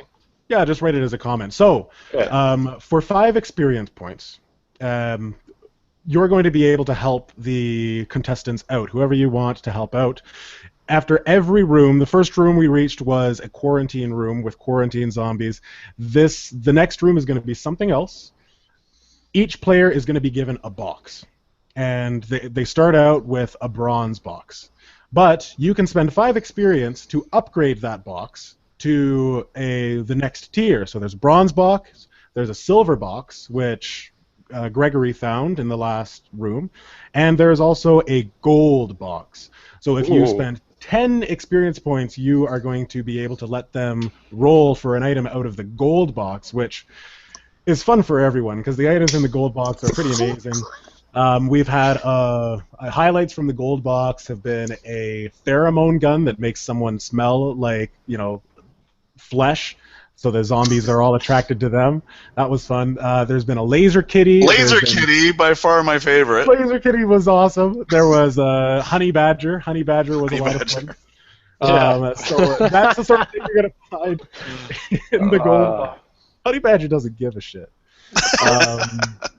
So that sort of thing. So if you want to pool your experience together, that is a great way to get some great entertainment out of this game. So like I said, you're going to have this opportunity in between the rooms. I'm going to give you guys some time right now if anybody wants to spend some experience to upgrade a box for one of the players. Or I was going to say they can also use it, can they not? Not that I want them to, but to hinder us. They can. If you want to spend your experience as a GM intrusion? A GM intrusion, like that. To make things interesting, all you have to do is comment your intrusion, what you want to happen, and we will try to work it into the game. Michael will feed me those intrusions. I like to feed him. Yes. Feed me. All right, so next... So, contestants, the man speaks up. Garland Huxley is his name. Are you ready? And you hear more cheers as the audience that you can see, which is quite full, seems to be really into this. He says, "Alrighty then. The second room awaits you beyond these doors. And I think that you're going to be quite entertained." Who writes this shit? And the screen goes black. I look up at the camera just to keep with my character from the last time I played him. You sick son of a bitch. I tomahawk it. Okay, and the camera collapses to the ground and sparks. If I can't, eventually I will wear them down just with the cost of running these shows. I will free us by bankrupting the company. That's my goal. So We can't keep replacing the cameras. what is Sebastian's response to this? He's just right now. He's just trying to wrap the concept around his head, and even trying to remember if he's ever watched this show. Okay, nothing. He's like, is this a thing? Like, people do this? What a bunch of sick fucks! Like, who does this? So as you're thinking about this, you see something out of the corner of your eye, and you realize that when the room should be completely dark, there is a screen that is still lit. It's very small, maybe 5 inches by 5 inches, but it looks like part of the screen is still lit. I will walk over towards it. All right, and you step towards it, and you see static, like TV snow. They're here. You don't hear anything, but you see a symbol through the static. Justin. Yes. Oh, sorry. Gerald Stromer. Okay. I think he's asking if he has XP. Gerald Stromer. I will take a look quickly. Is there something for 1 or 3 of my week's old page like is counted? XP question mark. I will get back to you on that, Stromer. Well, he has at least 1, I believe, because he hasn't. Yes. Stromer, you have 1 experience point. So you're able to team up with anybody else who's watching and say, hey, I've got 1 XP. Does anybody else want to help me out? Technically, you have 2 experience. I can, if you want to use that this game, I will. Yeah, I usually update it later, but you can use it now if you want to pool together with someone anybody who wants to use 3 experience to help you out. That goes for everybody. If you do have 1 experience that hasn't been accounted for, or Chris Lawrence, if you've won the MVP post, then you have that experience. It just isn't reflected on the experience sheet. Experience sheet is also, for your information, just posted on the right of the Invictus site. You can find that just by scrolling down. I believe it's under XP rewards. There's a few links on the side, so you can find it there. It's a Google Docs. All right, is there anything else before we move on? Nope, I think, yeah, that's good. Keep going. Okay, so the screen, it looks like there is it looks like a symbol, and it's coming through very, very faintly through the static. And it looks like it says DCR. And the screen goes black. Sorry, I missed that. It says what? I think it said DCR. DCR. What do you suppose that means? You think it's part of this twisted fuck's idea of entertainment? DCR. Anyways, So, is there another... I'm looking around for another door. There is a door that was TV screen, but now it's a door. And feeling the knob, it is open. All right. Well, there's only one way, I guess. We gotta play this guy's stupid game. All right. I open the door. You open the door and step through. And everyone follows? Sebastian? Absolutely. Okay. So you make it through to the next room. And the door is closed behind you. And you are in a very dimly lit convention hall, it looks like. There is a balcony above you, as there are in a lot of convention halls, and it looks like a lot of booths set up. We're in Comic-Con. And as So happy. you look up, you see a big banner that says Comic-Con. Honestly, I've never like... been. I'm kind of excited. Oh my god. We are going to do an Invictus at Comic-Con one time. Yes, that will happen. So looking around, you see that you're not alone. You've walked through what look to be the front doors, but turning around, the doors wouldn't be what they would be at Comic-Con. Usually, I guess you'd have like big panel doors where lots of people can come in at the same time. There's just 2 doors that you came through, and then wall, and the 2 doors are locked. Behind you, though, you see a number of people just standing completely still. Just to clarify, Justin, we've had no recollection from previous Running Dead experiences. The only recollection has been yours, Greg's recollection of being surrounded and trying to get to something with a cross on it. Right. Just that brief memory that cross is good. Yeah. Somehow. Exactly. So people aren't. So there's people just being very still. Clarify that for me. They're standing there, and a lot of them look to be wearing very strange outfits. And do a notice roll, both of you guys. Yep. Yeah. So total of 3. Total of 4. All right. So both of you notice at the very top left on one of the balconies, the only staircase leading up is at the very back of the convention hall. So you'll have to go through all of these people. The stairs leading up lead to a very small cross that has replaced exit on an exit sign. And before you are boxes. There are 4 boxes in a row. And they look Okay, I go up. Oh, they're all bronze. Are you sure? Well, has anybody None of them are turning gold? None of them are turning gold? Anybody? Anybody want to change my box? Something in my box. Come on, guys, help me out. Okay, well, I will go to the first bronze box, I guess. So you go to your box and you open it up and roll 2 d20s, and Mike, I wanted you to do the same. Hi.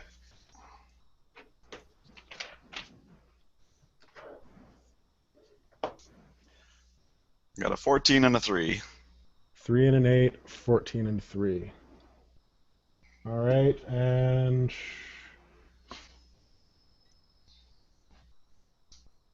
all right.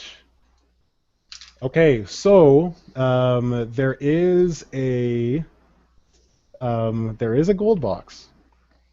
Whoa, someone's might be, yeah. You see a gold box with your notice, but it isn't right at the front. You've got your bronze boxes there. None of them are transforming, it looks like.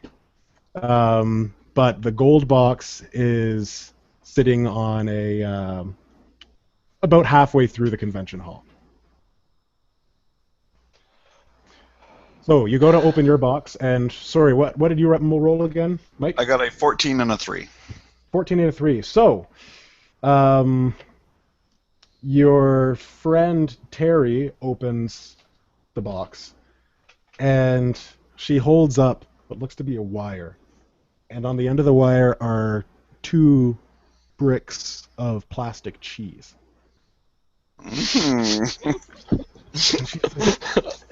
Two bricks. What the hell am I supposed to do with this? You hang them over your rearview mirror. Bricks of plastic cheese. Why is it made of steel? Actually, yeah, maybe this will be useful if I need to choke somebody. So describe this to me again. I'm stuck on the plastic cheese. Okay, so There it's was a a rod? wire. It's a wire. Yeah, made of, I guess, Whatever. steel or something. And on the end are just 2 little blocks of plastic cheese. Oh, Just little ones. Yeah, So I think tiny it's like one of those chokey things. Yeah. Like an assassin uses, but it's ones. got cheese on the end. No, you use it to cut cheese. Yeah. Oh yeah. Cheese Which wire. right? Yeah. Cheese wire. Next. Which also works as that. Yes, it does. 1, 2, 3, 4, 5, 6, 7, 8, 9, 10, 11, 12, 13, 14. All right. So, not so lucky. Sebastian opens his box and finds inside. Is that what I found? I found a plastic. No, you haven't found your stuff yet. That was Terry that opened that. You find a very beautiful, elegant, and nicely crafted sombrero. Nice. Yeah. We really hate these bronze boxes. I may lower the XP needed for the next room. Next we have Greg's dice. We've got a 3. He rolled a 3.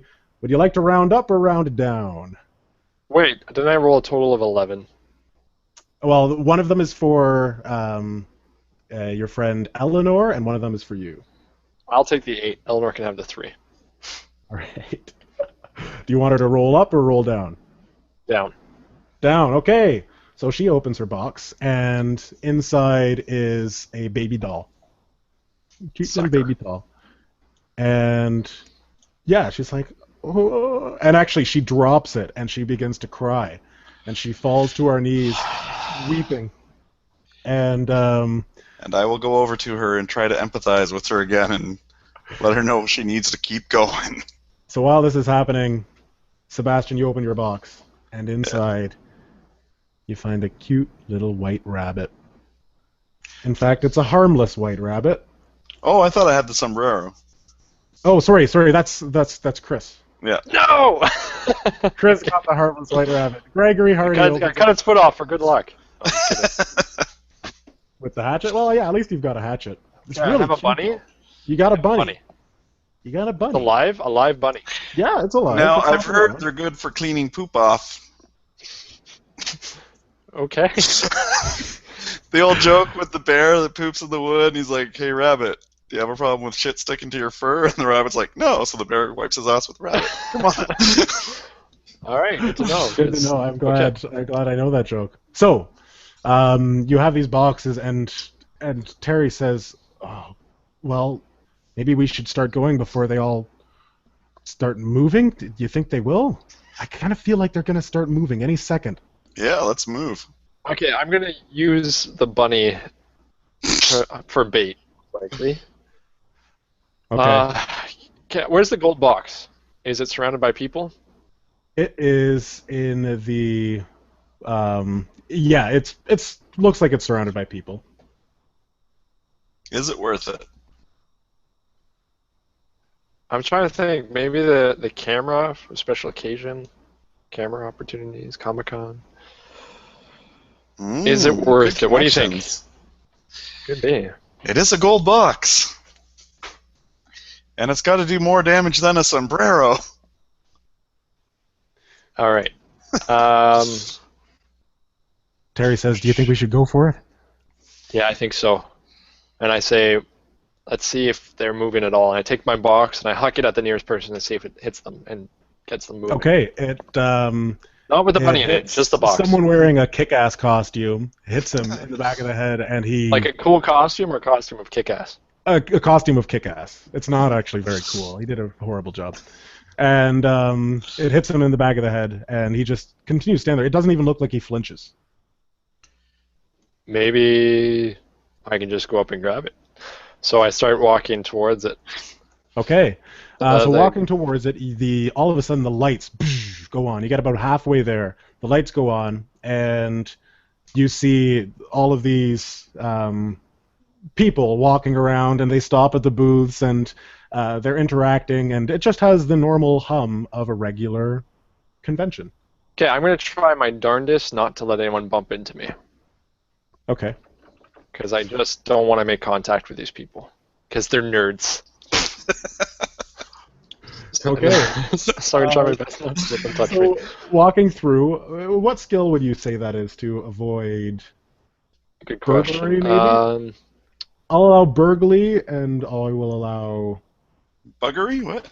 Burglary, sorry. And I'll allow athletics to get Alright, in the way of people. Well, I don't have any of those, so... I, on will the just... other hand, will use athletics. No, I'm just going to will it not to happen. Will it? So I will just Okay. roll as if I have no advantages. Does that work, Justin? Yep. Huzzah! Okay. Oh. So, Chris and I have the same, -2. okay, so who wants to go first? That's so funny. I will. It's fine. All right. Kick-ass is bad. All right, so Sebastian begins making his way through the crowd, trying to get to the gold box, and a man. Tough with the broken toe. He's dressed all in white and looks like white armor of some sort. He's wearing a helmet. It's all white and black, and he stops you, Stormtrooper. and he says, "It's a trap! Who said it? Who said it? It's a trap!" The Elithorian. Brain fart. It's the... Yeah, His actual name? There is. That's the race, He does give you like a an choice of four. Elithorian. He does give you a choice of four. okay. He says, Nien Num, Boba Fett, Obi-Wan Kenobi, or Admiral Akbar. Mr. Akbar. Mr. Admiral Akbar. And Are you sure? Because- Because I thought... Yeah, it was Admiral Akbar. very good. And he turns around and walks away. Oh boy.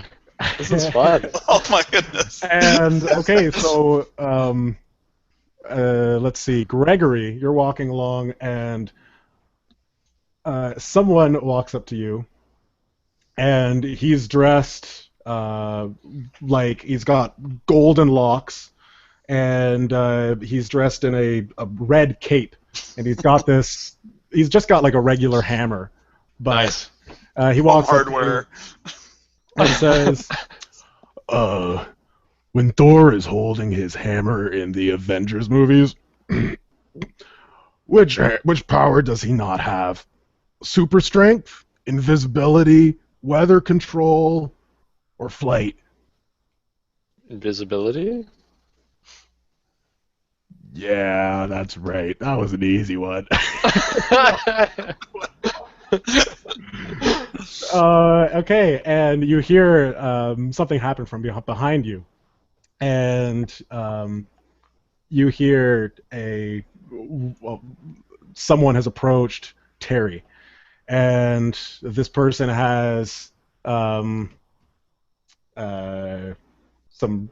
just wearing a blue shirt and red pants, and he says, "The Simpsons comic book guy translated The Lord of the Rings into Klingon for his thesis as what part of his master's degree in what field? Whoa. Folklore and mythology, comparative literature, astronomy, or comic book sciences?" We don't have to answer for her, do we? You don't have to. And she's like, I don't know. Astronomy? Comparative literature? And he says, "No. The correct answer is folklore and mythology." Ah! And then takes a bite out of her neck. And she should've laughed. screams, "Ah!" As she's others dead. yes, and other nearby Comic-Con goers run to the corpse and start devouring it. And this actually gives you a bit of an opening. It looked like Eleanor was about to be asked a question, but the zombie that was coming to her, or the nerd distraction. geek or whatever, got distracted and went away. And by the way, when I say geek and nerd, I am referring to good qualities that I myself possess. Yeah. So anyways, she runs to you and says, "We should probably get out of here. I don't know any of the answers." All right, I run towards the gold box. But first, I run and try to grab the gold box and then run. Okay, so you grab the gold box, and you run away, and you see there's a number of comic people. You see one person dressed completely in metal again, but he looks like he's wearing red. It's red metal. You see a man in a completely gray suit wearing a cowl and a black cape. You see a man wearing... quizzed. I want to go up to them and be like, ask me, but I also don't want to get eaten alive if I get it wrong. Well, I will say this. For each question that you get right, you will knock 1 experience point off of the next upgrade for your boxes. Nice, So you guys because- have knocked 2 experience points off. All right, so I go to the guy wearing the red armor, thinking that perhaps it's Iron Man. Okay. So it's funny that you don't remember anything personal, but you remember all of your comic book trivia. I don't. All right, and with a really cool sounding voice box, he says, "Who is not an Iron Man foe? The Mandarin, Magneto, Whiplash, the Ironmonger?" Magneto. That is correct. And he... Wait, that's so weird, though. yeah, that we would remember this stuff. Magneto? What's your name? I don't know, but I know that Magneto wasn't an Iron Man. All right, very nice. Do you want to do the same? Do you want to approach someone? Do it, Mike. Do it. Yes. Let's give it a All right. shot. Let's do So something we have... super easy, because... Okay, super easy. Okay, so you see a...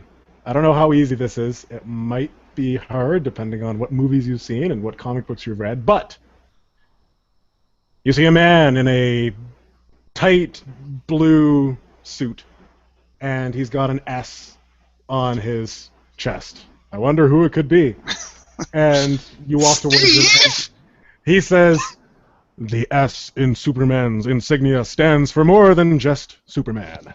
In Superman, Birthright, and Man of Steel, what else does it stand for?" I know this. Well, Peace. actually... Hope, intergalactic harmony, or strength?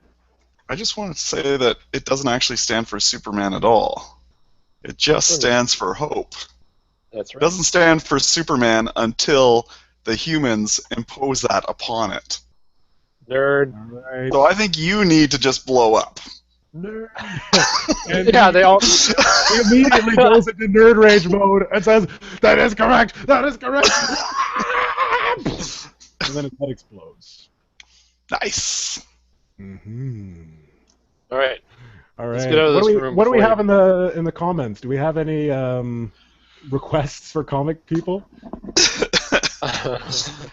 Like questions? Yeah, Oh god, nothing they'll yet. kill us. They'll kill us. they will kill us. That's true. Okay, I'm just gonna look up some more.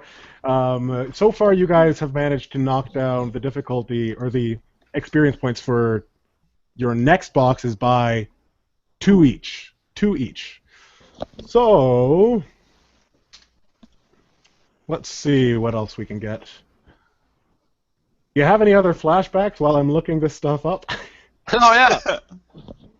Chris, you should have a flashback. I've Apparently, done I one. remember reading comic books. No, let's think here. All the people around me, just face after face as I'm moving by, reminds me of, especially the big muscular people. I was working on a serum and I kept injecting into these muscular people, and that's all I remember. Okay. And they're all wearing green army camo. Cool. Anything from you, Sebastian?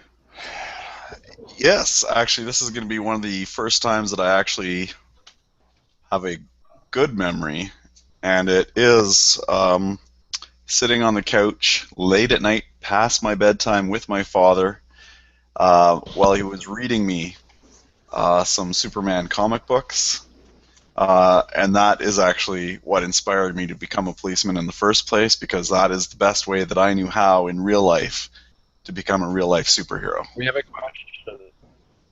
Oh, no, but then it got answered, but I think it's wrong. Who is the current Venom? I don't think it's Eddie Brock. That's what I said. Or is it Vic? Where'd you Derek? Google Okay. me? Oh, here's all the questions. Eddie Brock, Leonard Snart, Flash Thompson, or Vic Garrick? All right, so this is the guy dressed as Spider-Man who came up to you.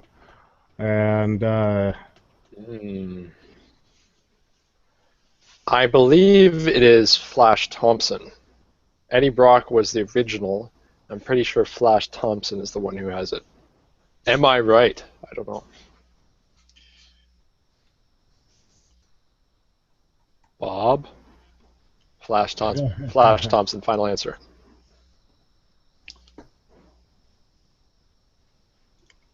Let's just look it up. look it up. Current, yeah, you can do that.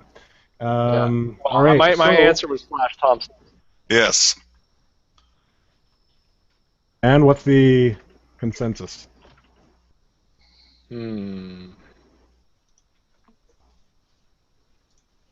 Up is opposed to be faster. Correct. I was right. Yes. Nice. Very nice. Congratulations. Ooh, one from the community. That's rough. Yeah, that was a tough one. All right. It was a good one. Give them experience, by the way. They should get experience for that. Yeah, you will get experience for your question. So that one, I'm going to give you 2 experience for that question. Thank you very much, Bob. All right. Anybody else have a question? We've got someone else comes up, and this guy is dressed as. We'll say that this is the. Okay, he's dressed in a red cap, wearing blue overalls, and he's wearing white gloves. He's got a big mustache. And he comes up to both of you and says, hey, let's see, which of the following is not an actual Mario Brothers video game? Mario Football, Paper Mario, Sticker Star, Mario Golf, or Super Mario Galaxy? Okay, let's do process of elimination. Sorry, what was the? I didn't hear. What was the first one? Which of the following is not a Mario video game? Mario Football, Paper Mario, Sticker Star, Mario so Golf. Paper Mario's yes. Paper Mario's one. Yep. Mario Golf. Mario Golf is one. Or Super Mario Galaxy. That's one as well. Yeah, so it's got to be Mario Football.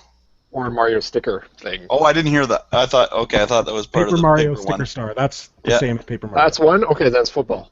Mario Football. He says, that is correct! Yay! Luigi! He's standing on like a little... wait. What did you say? Your brother, Luigi, how is he? He's good. He's a good. Good cover. And, okay, so we got... we'll give time for 2 more questions. We've knocked it down 6 experience. Yeah, soon we're gonna be getting experience just for... Yes. Here's one. Who took over as Mandalore after Boba Fett stepped down? Oh. I have no idea. As Boba Fett?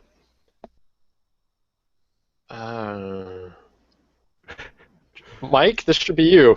What? Sorry, we just got someone onto the stream. Yay! Welcome, new guy, but I lost who it was. So, new guy, hello! We'll get back to you. Sorry, what was this? Okay, we have 2 questions here. We have time for 1, right? Okay. Well, Bob's was the Star Wars one. The other one...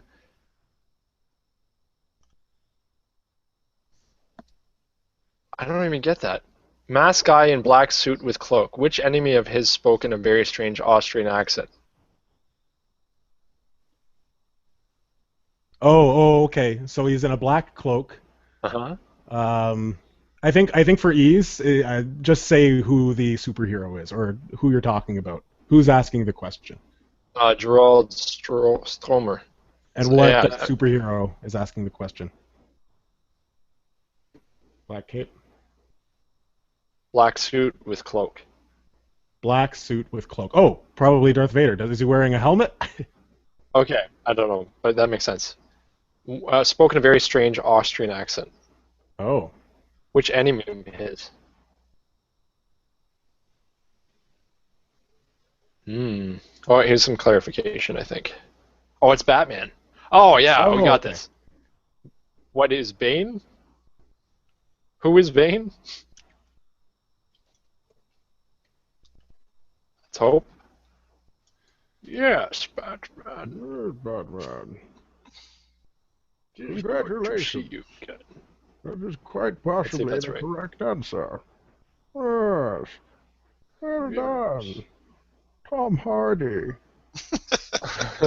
I don't know if it's right though. Maybe it could be someone else. Austrian. I don't know. We're gonna say it was right. I think it was right. Well, I can give you find another out. Batman one. Which actor has appeared in the most Batman movies? Christian Bale, Val Kilmer, George Clooney, or Michael Keaton? Well, obviously Sorry. Christian Bale because he did 3. No. What? What? Oh no.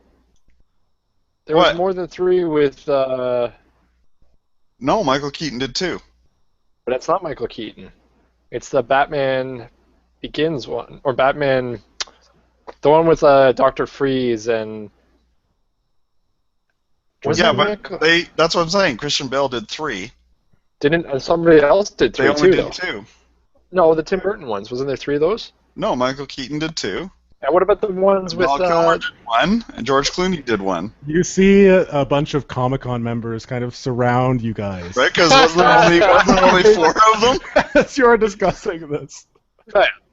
There's one where it was Poison Ivy, Yeah, and who was that guy? Val Kilmer. That was Val Kilmer. Batman Forever. Okay, yeah, the Batman, Val Kilmer was only in the 1, 2. Okay, because there was the original one, which was Two-Face and the Joker, and then there was No, the next one. The first one was just the Joker. That No, you're thinking of the Tim Burton. Your time is running out. All right, let's go with you, Michael. Yeah, I'm still gonna say Christian Bale because he's the only one that's done 3. All right, all of the Comic-Con members inch closer and gather around you, and they're all surrounding you. And then they all step back, and they applaud very politely. And they all disperse. And Eleanor is staying very close to you guys. She doesn't want to be asked any questions. Let's move along from here. All right, so you guys have successfully completed 7. And as you're making you make your way to the back and go up the stairs, I'm guessing, towards the cross. Yes. Oh, I can't hear you, Chris. So you're making your way up, and at the top of the stairs, Testing 1, 2. Yep. There we at go. the top of the Yeah, stairs, we got the other one wrong, eh? It wasn't Bane. Oh, who is it? Of course, it was Arnold Schwarzenegger as Dr. Freeze. Oh. Ah, Oh. But Yes. we're out of the room, so it's all right. okay. So at the top of the stairs, you see a person wearing doing a Superman pose, but instead they're wearing a pink outfit with long, colorful hair, and it looks like they're dressing and a snout, and they look like a pink horse, or maybe a pony. Yeah. Is it a brony? Are we going against a brony? And it looks like the figure of a man. Oh. Okay, I opened the gold That's the- box before we There's get here. no So I'm pretty sure I'm not going to know these answers. So I opened the gold box. All right. What's in there? Oh yes, inside you see a crossbow, a real crossbow with 10 arrows, and it's a Daryl Alright, Dixon real crossbow prop. All right, I'm going to... You got it from The Let's Walking make a Dead. prop real. Why would you have a prop real crossbow? The real crossbow. Why wouldn't you either just have a crossbow Find or a Bob fake... Lyle, who spent some XP on that. Nice. All right, I'm going to load it up and shoot the brony before we even have to ask any questions. Okay. So I say you I'm shoot. done with this shit. And I aim and All right, and it collapses to the ground, and immediately the lights begin to flicker, and you hear a moan as the Comic-Con members all turn towards you and screech, a foul screech, running towards you at a speed that surprises you for Comic-Con. the Flash is the first one there. Yes, the Flash is the first one there. Fall closely but, behind by Superman and Quicksilver. I guess so. What would that be? Quicksilver, know. yeah. Surprisingly, no, the Hulk. The Hulk is there. So you make it to the top of the stairs, and you feel the flash right on your heels.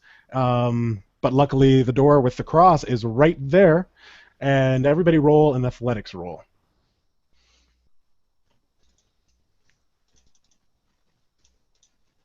Yes. Oh, geez. All right. So, Can as I you're use running, mine to cancel out? no, you can't. So, Sebastian makes it fine, and looks like Eleanor is doing okay too. Unfortunately, our friend Gregory Hardy trips as he's falling up the stairs, and I'm going to. Yeah, you failed pretty bad there. I'm going to give you a fate point to say that you actually trip and fall on the ground. I don't think you need Otherwise- to give me a fate point. I think I just do it. I think you just fall on the ground, yeah. So you get to the top of the stairs, Yeah. and on the last stair, you fall to the ground. And you can Help me! feel... I would do the same for you. Sorry, that does make me laugh. All right. All right. Alright. I will lunge out and try it. I take the bunny out and I throw it back at them. Hopefully it'll distract them with the bunny. Oh, okay. So you No, throw I it back. first say, hey, this bunny thought that episode 1 of Star Wars is the best, and I throw it back. This bunny loves Jar Jar Binks, and I throw it back at them.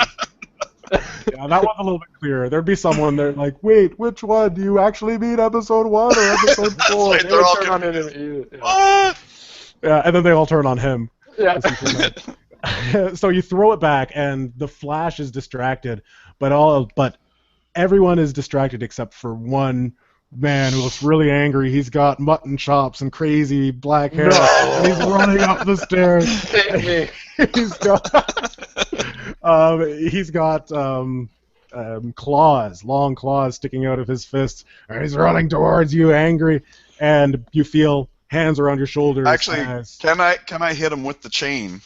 yes, Because you I've still can. got the chain. Still right? got So I'll that, try yeah, you can to- do it. It's no Hit him with the use. chain. We can't kill him. He's got the healing factor. He's just All right. a person, Greg. He's just a person. Eleanor shouts. So I guess I'll use a fight for this. Yes, definitely fight. Okay. All right. So +1, I guess.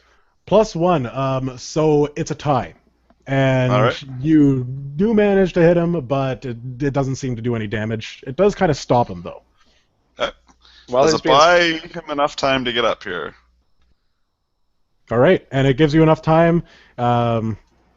Greg, all right, you take the time, or do you want to be taken? yeah, I'll take that time. Do you want to be taken? It's tempting. All right. I want to be Because like he's going in dry, Chris. He's going in dry. James So- Holland. You see Logan. Eleanor has dashed to the Wolverine. door, and she opens it and says, "Come on, get in, get in." Yeah, I'm torn, but I'll go. All right. So you make it into the next room, and you run as well, Oh, Sebastian? yes. Yes. All right. You make it as well. So congratulations. You guys make it into the next waiting area, and the man on the PA comes back on and says, "Congratulations! Poor Terry didn't make it through that round. What? Oh, that was the wrong sound. That's better.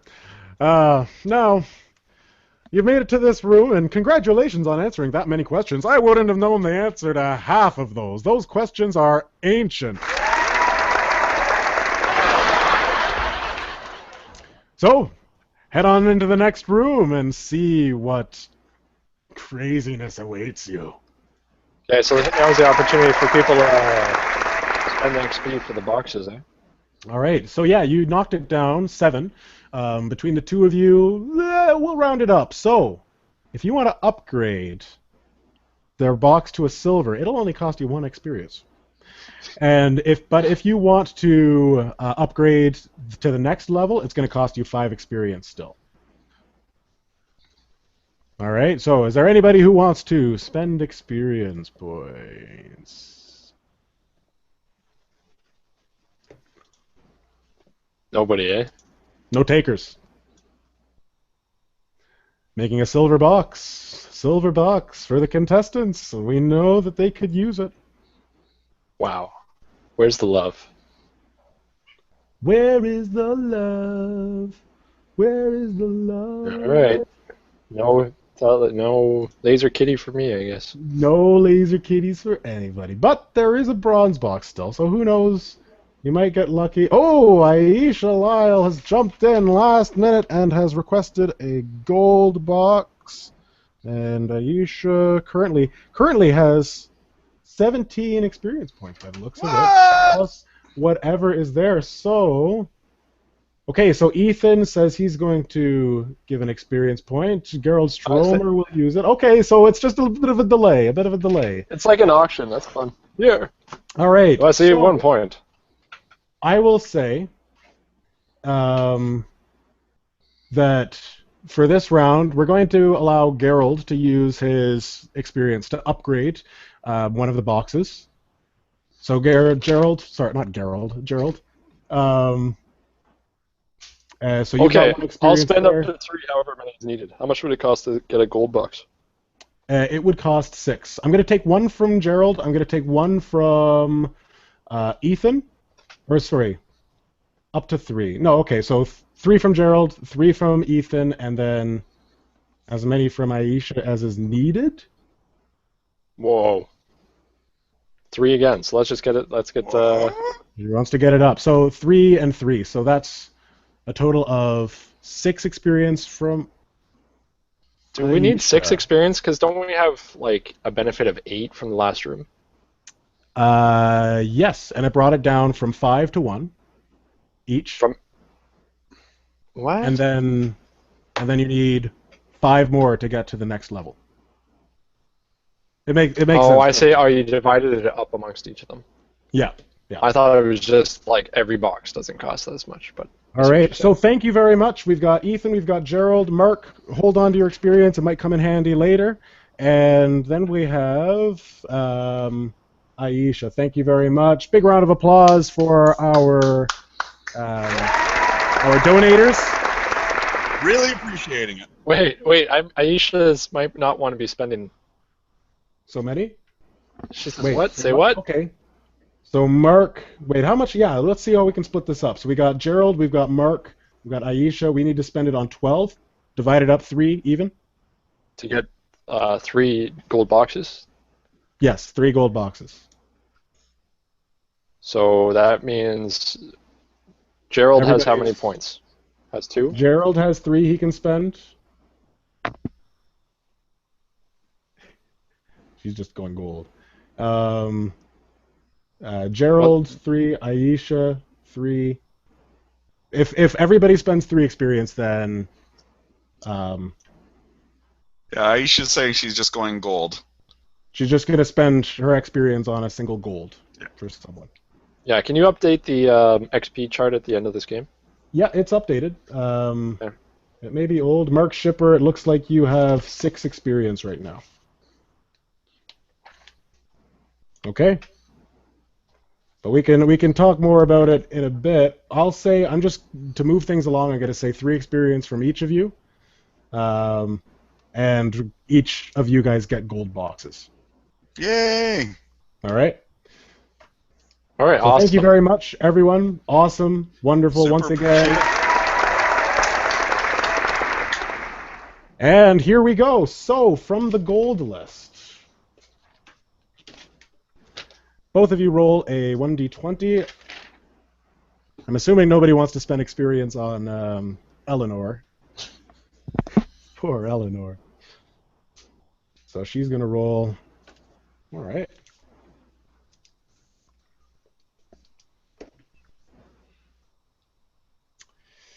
All right, so we've got a 5 from Greg. And we've got a 15 from Mycl. 2, 3, 4, 5, 6, 7, 8, 9, 10, 11, 12, 13, 14, 15. All right. Perfect. So, Greg, you open your box. And inside this golden box that is very shiny and looks like it's valuable itself if you knew someone to sell it to, is a black gun. It looks futuristic. You've never seen anything like it before. It's black, and you don't know how you would load it. To your right, you see Eleanor has opened her box, and she pulls out a saxophone. She gets a saxophone in her box, and she says, "I don't remember if I ever knew how to play this." And lastly, we get something for Sebastian, and it's a weird gun with 3 metal hooks on it. It's mostly white. And on the side is a strange symbol that you've never seen before, and it looks kind of like the aperture of a lens. Like the aperture of a camera lens? Yep. Gun with 3 hooks. Alrighty. Right. So does it look like? Sorry, does it look like the hooks would shoot out? And you have no idea. The only way okay. to really test it is to try shoot it? firing at it. Yeah. All right. It looks like it's got like a little bit of a blue glow on the front. You don't know what it shoots. It doesn't look like there's a hole for anything. It doesn't look like the claws will jump out. All right. Oh. Really? Sorry, what did I get? You got a gun.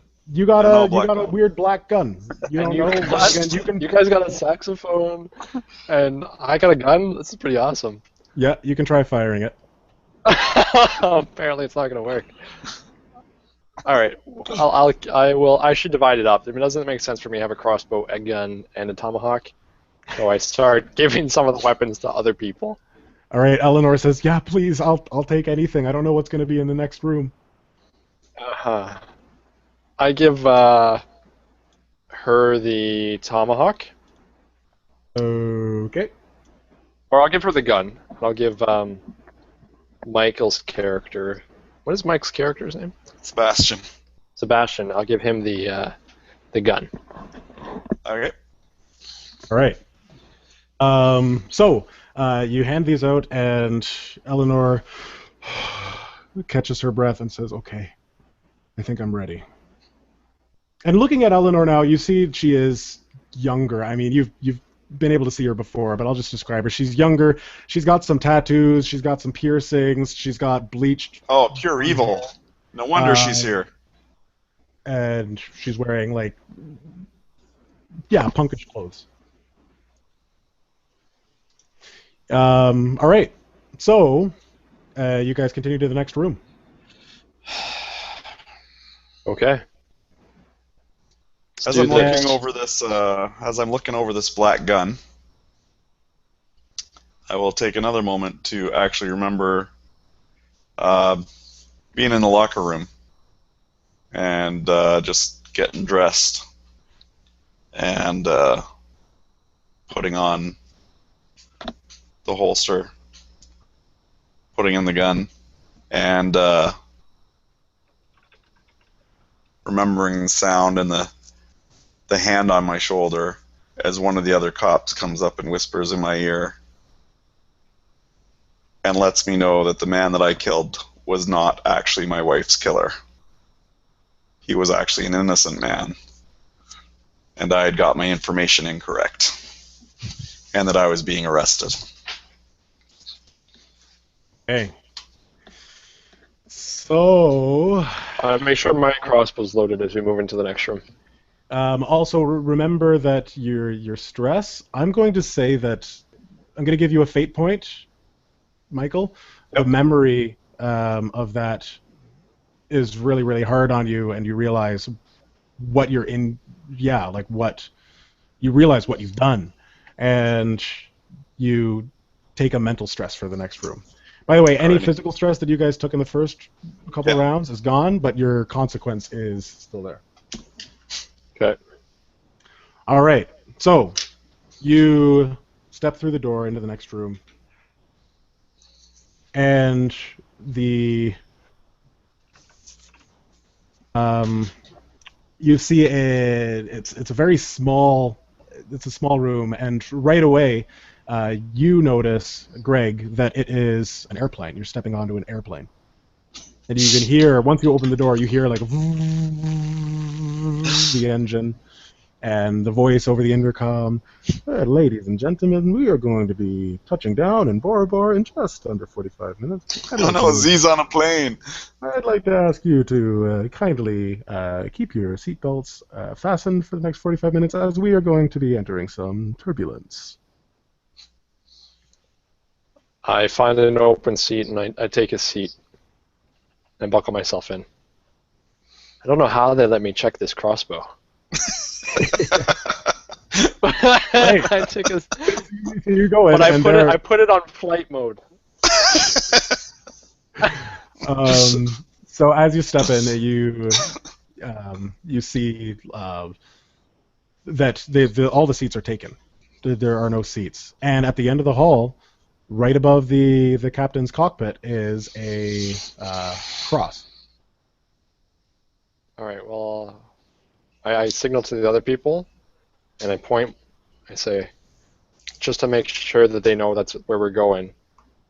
And I walk as inconspicuously as you can through a. Excuse me, pardon me. Excuse me. Sorry, I'm turbulent. Sorry. As I make my way through the aisle. Okay. And we will follow him. I'll put. Who's left? Is it just? It's just the three of you. Three of us. So I'll put Eleanor in the middle. All right. So you make your way down the aisle, and you see at the end of the aisle there is a stewardess who's getting ready to bring the snack trolley down. Down the aisle. We're going down? Yeah. Typical. What kind of snacks are there? I'm sure we're hungry by now. Speaking of snacks, you hear a cry from the back of the cabin as you guys are right halfway through the cabin, and you hear, "Help me!" And turning around, you see something has turned, a zombie most likely, and is biting onto this person. And within seconds, the person that it bit is biting the people in front, and people are trying to get their seatbelts off. And you see one man who's bald and he's black. He stands up and he says, "What the hell is going on? I gotta get off this plane. Everybody remain calm." Blah blah. And then a zombie grabs him. All right, I start running towards the stewardess, and I pull my crossbow up and I shoot her, so that she ducks down and I can jump over. You shoot her? Yep. All right. So she looks up at you and says, "No, please, I'm not wet." And the crossbow bolt goes through. You've got 9 bolts left. Yep. And I throw it on my back and I try to do like a Kong jump over it. All right. Oh, nice. Nice use of parkour language. All right. So you Kong jump over, and Eleanor and Sebastian are still behind. Sebastian is going to take the black gun, put it into kill shot mode. Okay. Just take a shot and see what happens. Black gun? Towards the black gun. All right. And sorry, you're shooting it towards the zombie? Yep. You don't have the gun, Sebastian. Yeah, you gave me the gun. No, I gave you the tomahawk in the end. Oh. I changed my mind. Okay, well, I'm going to fate point you. Well, because I still got the other weird gun with the... All right, we'll give you the gun. You have the gun. All right, so, yes, you have the gun. You shoot it, and a weird red bolt shoots out and goes... As it shoots through, leaves a dark circle in the zombie's head, and it collapses. All right. And you hear epic John Williams music playing in your head. Nice. Yeah, and actually, the zombie screams. Kind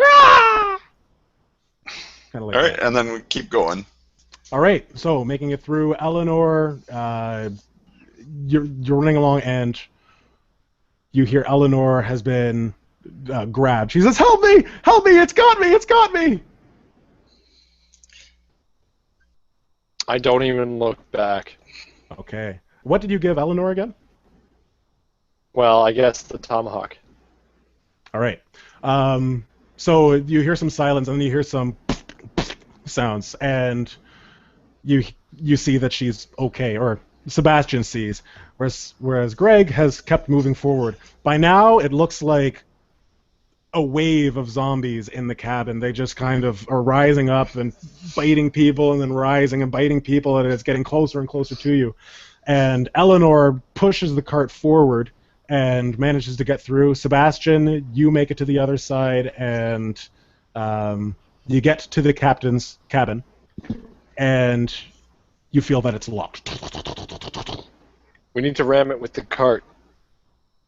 I saw it in a movie once. Wow, you're just all about the movie references. Yeah, I have a memory. So Eleanor hears what you say and rams it right into it with surprisingly good strength. And immediately the door buckles in, and she pulls it away, and the door can just be pulled off. Pull it off. And I'm going to give you a fate point if one of the stewardesses grabs your leg and begins pulling on you towards the horde of zombies. What if I say no? You give me a fate point. I like these light fate point rules rather than getting bogged down in rules. Well, I don't want to die, so I will give you this fate point. Well, you'll have a chance to roll away from it, like to kick her away. All right, I'll take the fate point then. Okay. And how do you want to kick her away? With a fight? With one of your weapons? How do you want to do it? So here's what's happening, right? I'm running and she's grabbed my ankle, right? Yep, she's behind you. I know that it's unsafe to open the overhead compartments when flying because things can shift. So I'm gonna open the overhead compartment and just pull all the luggage down onto her, hoping that someone brought something heavy that'll crush her. All right. So you do that. Roll for resourcefulness. So I have a total of 5. Nice. All right. So you open it, and not only do you see suitcases sliding towards the front of the cabin. So something that says vacation brick. Someone brought their adjust-a-weights, the ones where you just snap in. Well, we'll say that there's a case opens and someone snuck on some booze, some duty-free booze. Right. And it's like nice. A big, heavy Mickey, like bonk, and it smashes on her head, spilling alcohol everywhere. Yeah. Is that enough? That's enough. Yeah, she lets go. And you move through into the next room. Oh, the cabin's just the next room. That's the fun. cabin's just the next room. And, this place is cool. And Eleanor steps through and she says, "We gotta find a way to close the..." And she turns around and she sees that there's a door there. And she says, "What the hell? What the hell is this place?" And you see you're in another room and there are screens, and the screens begin to flicker. And you hear a voice on the intercom, and it's Garland Huxley. He says, "Well, congratulations, you made it through that quite easily." You need to listen here right fucking now. You need to listen to me right fucking now. You might not know me, but you need to fucking listen to me if you want to survive right fucking now. You need to kill that bitch Eleanor. She's infected. What is he talking about? I'm not infected. Oh, she's fucking infected. You need to kill her right damn now. I'm not. Look, Please. if you want to get out of here alive, you're gonna listen to me. Why should we listen to you? I'll do a piece of quick shit? notice and investigate, I guess. Trying to Okay. go at, like, looking over Eleanor and just seeing if I can see where she's been bitten, scratched, or anything like that. Okay. Okay. So if I'm using investigate, I got a 5. If I use notice, I got a 4. All right. So, first of all, your dice mechanics aren't showing up. Your dice system. All right. Right after this, I only I got 3 blanks and a plus. Okay. I will log out and log in right after You're you tell me shooting what happened. blanks there, kid. All right. So, you look at her and you see, Sorry. you see her eyes drooping. Remind you, they flash back to the sick man in the quarantine room. And as you think, well, I mean, he just had droopy eyes. She might just have droopy eyes.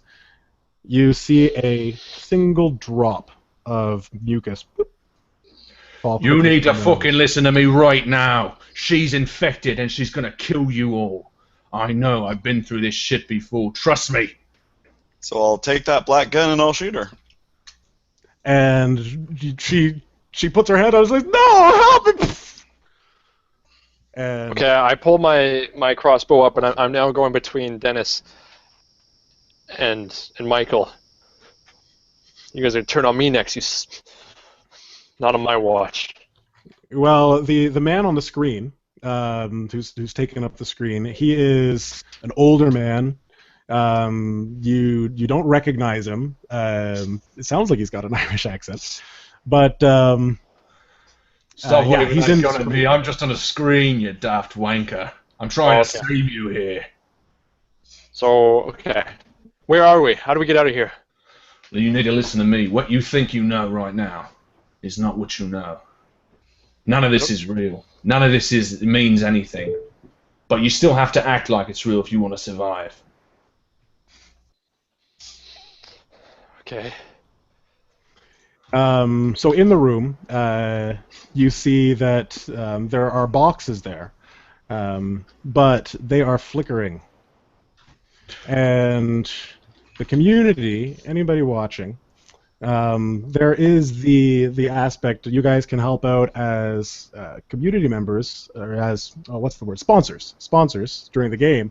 But now things are switching a little bit. Now you guys are hackers. Okay, and you can spend your experience to hack instead of just magically a new box appears. You guys are hacking in new boxes, okay, and hacking in the gold, and it's a lot cheaper than in the regular game. So it's only going to cost 2 experience points to hack in to Upgrade to silver, 2 to upgrade. to silver, 2 to upgrade to gold. So 4 to gold. Yeah. Nice. Also, Hack away! One thing I have not been doing is making you guys use fate points to shoot weapons. So I'm going to start implementing that. If you have something that can run out, your fate points are going to be drawn from that. If it's a gold box item. Gold box. Back in my day, we didn't have any fucking gold boxes. It was all fisticuffs and killing. So Not you true. see, so the boxes are flickering before you. No, we had lots of gold boxes. Hello, by the way. So Aisha wants to give Eleanor a bronze box. Eleanor already gets a bronze box. Isn't she dead? She's dead now, isn't she? No. Oh yeah, she is. I get her bronze box. So I guess this is just like box city here. All right. So gold to Dennis. Dennis isn't in the game. I'll fucking take it. Anything I can do from But, behind okay. my little computer. So Dennis, how do you want to use that? I'll allow that. Can I convert that Do it. gold into a tidbit of information I can give to them, or kind of guide them in the right way to solve this? Yes. You can convert that, and I'll private message you a chat how to do that. Perfect. That's what Dennis does. Thank you, Aisha. I appreciate that. I'm trying to find my accent still. I came in a bit Australian, and now I don't quite know where it is. It's somewhere. Stone. I forgot. It was Blarney Stone. That's right. He was Irish, wasn't it? I forgot. That's what you said, Irish. All right. Now I think we got it. Ah, back into the Dennis. Back into the Dennis mindset. Here he is. Ah, yeah. Back into the butcher's mindset. Dennis, who the hell are you? Look, I was in this too. This little game, this Running Dead. That man came on the speaker with me and my chum, and we made it to the end. Now listen, this is important. If you get past this room, there's probably going to be... Are they on their third room? I wouldn't know if I watched the whole thing. They just finished their third room. Okay. If you get past this room, there's a good chance that you're going to be in a town. I know because that's where me and my friend ended up. He was a dear friend of mine, believe me. What happened to him? It doesn't matter, but... No, actually, I'll tell you what happened. At the very end, there's a big, beautiful church up a steep set of steps, and the guy on the TV, he says, "Drink from the bowl." He says, "Drink from the bowl, and you'll be absolved of your sins." Don't fucking do it. The minute that water hits your lips or whatever the fuck it is, you die. And I'll tell you something else, but I don't know if you're ready for that just yet. But just trust me on this. If you get past this room, don't drink from the fucking bowl. All right? Yeah. I'm going to do I want to do like a sense motive check. Is that a thing I can do? Yeah. You can do a investigate or notice. Okay, I will do an investigate. See if you can read the fucking butcher. Good luck. I did a 0. As far as you can tell, he's being sincere, but it's hard to tell because he's a guy on a screen. But he's not. Does he look like he's like the guy who was on the screen before? He must have had like a setting, like he must have been well dressed and in front of like a screen, like a blue screen or something like that. Whereas, does Dennis look like he's in the basement somewhere typing on the computer, kind of thing? Exactly. Yes. Yeah. Yeah. Okay. All right, listen here. As long as you follow that, and you don't, and this goes for both of you, as long as you don't drink from that fucking bowl at the end, you're going to be all right. But here, I got another little hit. There's a trap door over there in the corner, and I kind of point in the screen. If you can hack that door and not worry about these boxes, you'll get out of this room. I know because I've been through this one before. But don't we need what's in the boxes? I don't fucking know, but what you do need is you need to get out of here. As soon as you can make it to me, we can get out of this place. And again, I don't know if you guys are ready to learn the truth about where you are right now, because you just killed that fucking lady. But you know what? I killed a lady too. It wasn't hard. It's quite easy, actually. Oh, good times. All right, well, so, okay. I'm going to go to the box, because why not? Okay. And I open the box. It's a bronze box, right? We didn't get any upgrades? No, because they gave them all to Dennis. I got 1 fucking gold to Dennis, and you know what? It was the trap door that you just ignored. So that's your fault. Well, I'm going to go to the trap door, too. Why can't I do both? All right. Sorry, go ahead, Chris. Yeah, if they're all bronze boxes, I ignore them. I don't need any more bunnies. And I go to the trap door, and yet it saved you. Yeah, Actually, I know the bunny. Yeah. It did help. It did save you. That's true. That's true. I grab the tomahawk and I start hacking open the trap door, unless it just opens, in which case I would just open it. Yeah, it just opens. Yeah, they hacked it in. That wasn't expected. Oh! It's flickering. It's a weird trap door, and it's flickering,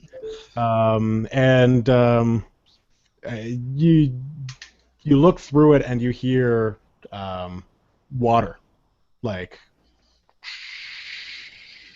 rushing water. Well. Okay, on my way to the trapdoor,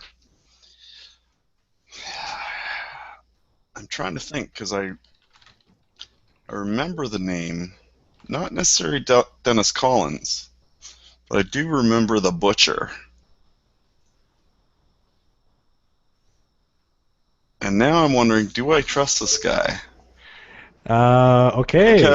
Because now I'm thinking, when I was on the force, we could never figure out necessarily who this guy was, but we were continually trying to shut down his operations, and just he left a string of friggin' violent crimes that we were always trying to pick up after and try to solve. Mm-hmm. However, at the moment, it does seem to be my best option.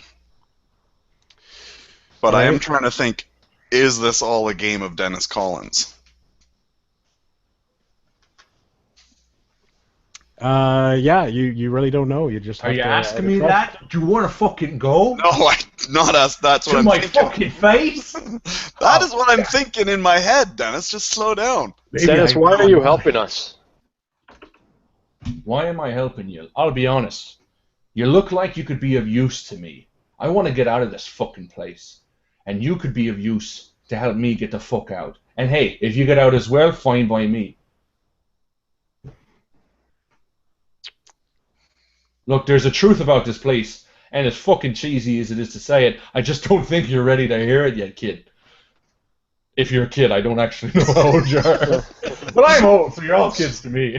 All right, I'm going to jump into the trapdoor. Okay. So jumping in, you splash into water, and you are surrounded by darkness. Great. Do I touch the bottom? Yep, you do. And Is the water moving? It's kind of sloshing back and forth. You feel kind of the water level is rising slowly, but you feel safe for now. And looking around, there's some light coming down, and you feel like you're in a ship of some sort, like a wooden ship. Remember the hull of it. The bilge. All right. Well, I look for a way out. See if I can find a way out of the galley or whatever it is. Okay, so you make your way towards...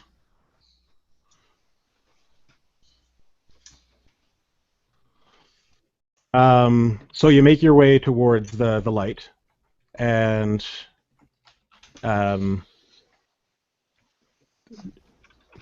sorry, you make your way towards the light, and you walk up the stairs, and you find yourself, you're on a galley.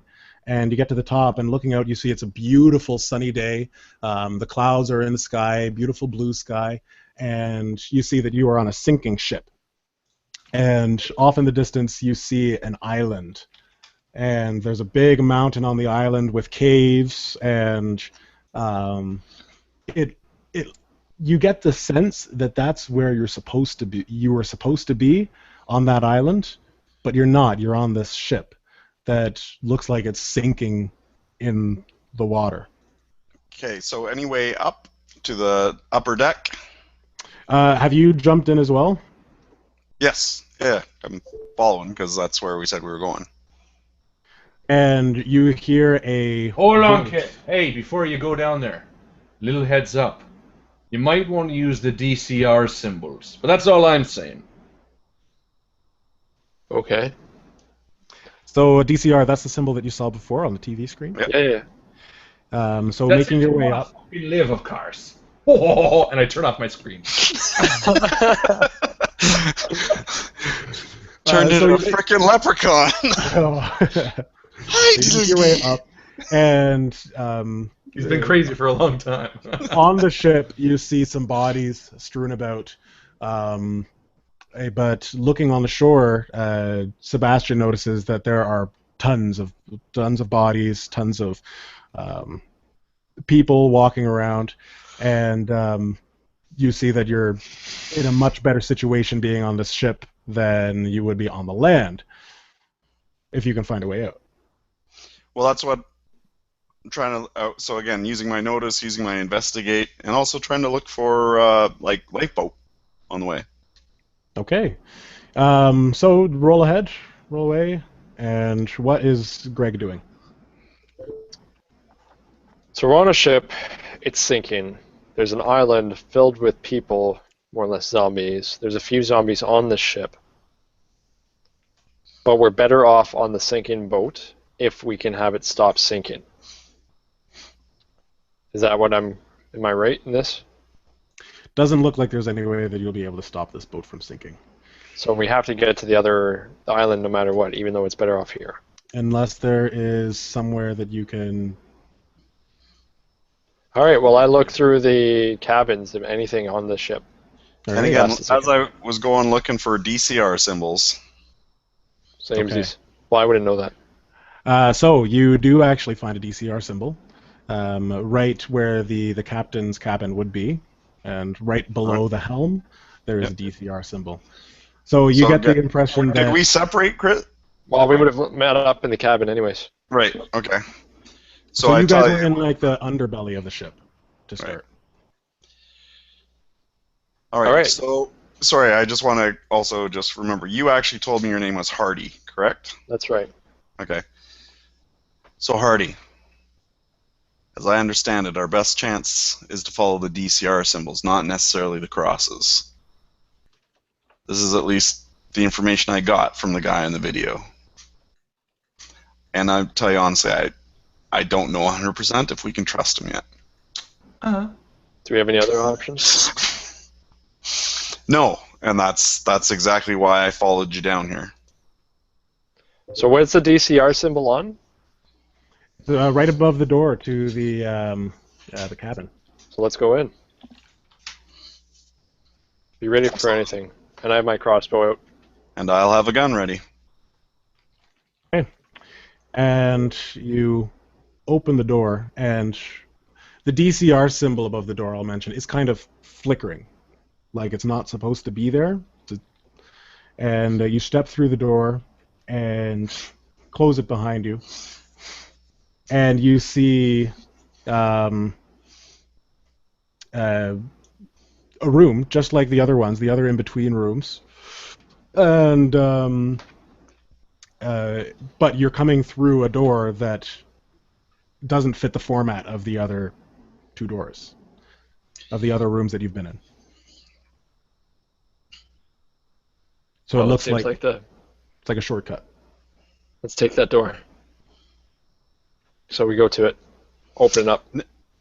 Now again, sort of using old street cop experience. This door, that gut, does this feel right? Well, I mean, like I said, you guys walk through one door that feels like it shouldn't be there. It's not supposed to be in this room. Like you're coming through the TV screens. And you close the door behind you. Yeah, as if it's like a hack into the system or something. Exactly. So that to me feels right. Let's do it, yeah. Yes. And the screen lights up. And you see the man in the black again and says, "I don't know what the hell you're doing, but you better knock it up." And the screen goes black again. And the face of Dennis Collins appears.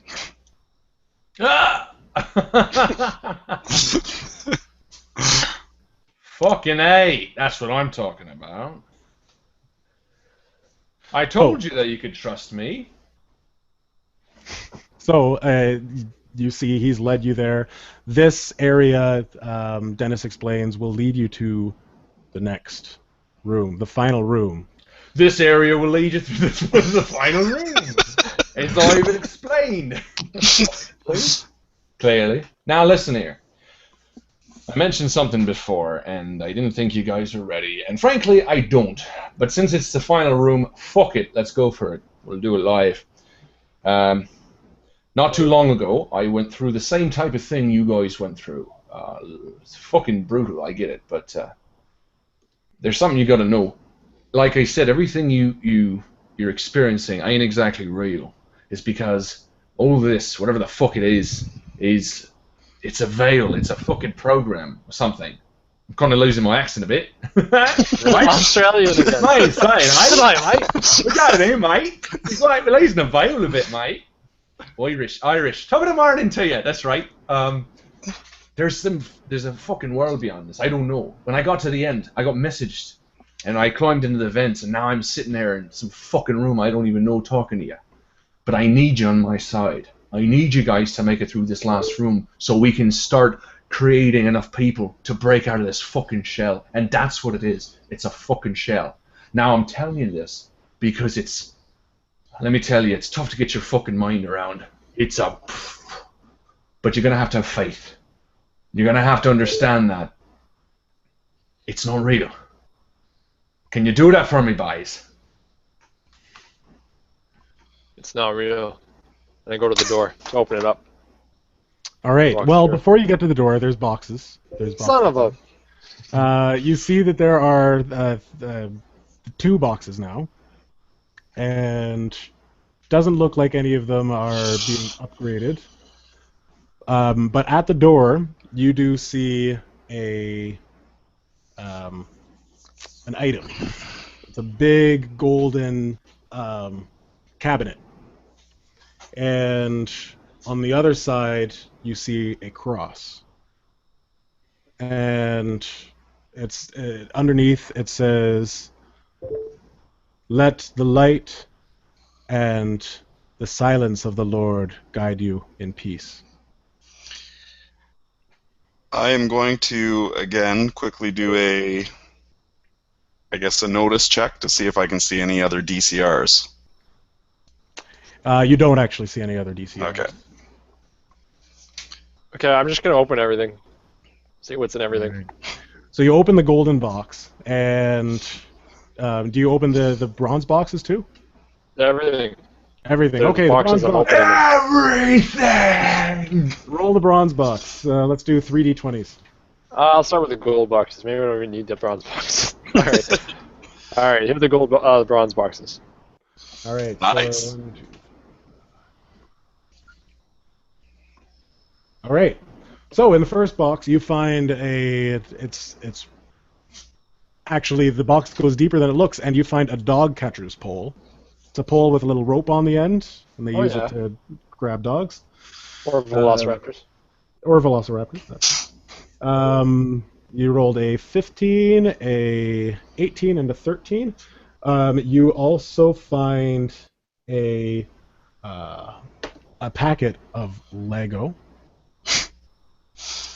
Which But it's will not- really hurt their feet when they run after us. It's not regular Lego, though. It's like It's not regular Caltrans. Lego.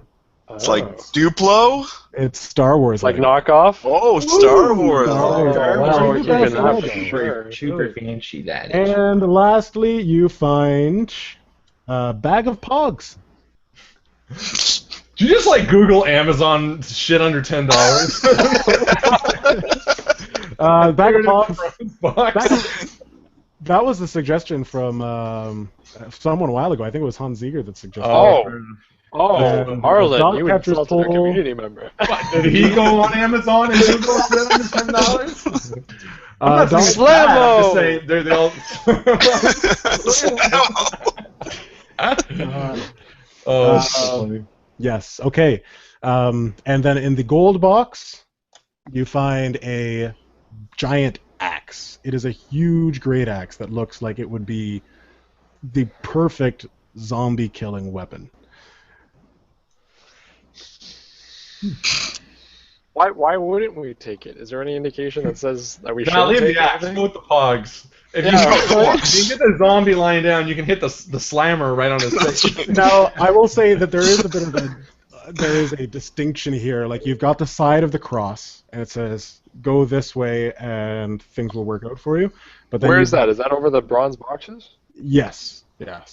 Oh, yeah, and it says... No, it's just by the door. And it says, shed your weapons, and let the light and the Lord guide you. I've been through this one before too, boys. Are you still with us, Dennis? I'm always here. Fuck you. I'm trying to help you get out. You don't want my help, then fine. Everything tells me I should grab that axe and swing my way through this. Look, you In do fact, that. that's what I would do in a previous situation if I was You ever in do a that, situation like you'll that. fucking do that and you'll die before you hit the floor. And that's fucking great for you. But let me tell you right now, you want to live, you drop your weapons and you walk through that fucking place. Believe me, I've been through shit. I'm being tracked. I gotta go. Right. Change my face for my face. Okay. Okay, reckless confidence, my character. Last time we played this game, I played my character and he took every weapon he could and he ran in there and tried his best. I didn't make it, but I don't know that. But I didn't have Dennis tell me otherwise. And Dennis got me this far. But a bag of pogs? Okay. Well, let's take it. I put down my crossbow. I put down my tomahawk. I keep my camera. I take the pogs. I take the Lego. Whoa. Oh, sorry. I take the Lego. I take the pogs. What was the last one? The dog catcher pole. And I leave that. Even though that could be useful. Actually, I take the dog catcher pole. All right. All right. So, you guys arm yourselves, and you're gonna go in guns blazing. What? We disarmed ourselves. Did you not listen? The only thing sorry. we're taking is pogs and Lego and a dog catcher. I see. Okay, sorry, I missed Yeah, that. I guns thought we're blazing. taking all of it. We're taking even the dog catcher's pole.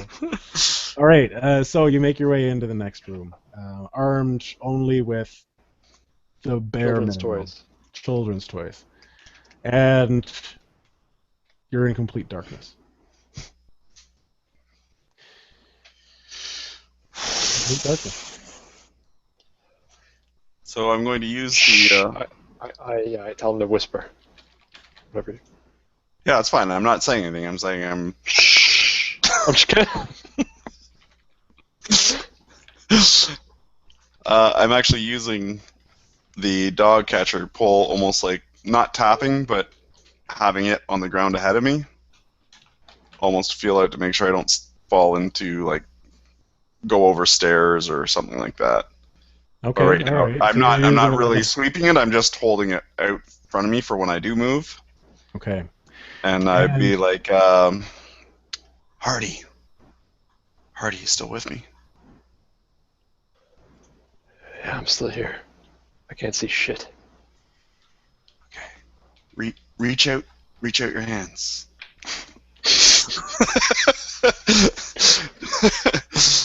I do. So again, I do the same thing, just seeing if I can feel where he is. Okay. 'Cause again, we stay in contact, I would imagine. Yep. Here, let me That's let me try exactly what it is. something. I'm gonna use the camera. I say. I pull the camera out to take a picture. Okay. All right. So light illuminates the darkness, and not 2 feet in front of you, you see a figure hanging from the ceiling, and its head is probably about your height, and you see you're in a big cavern, and these things are hanging from the ceiling all around you.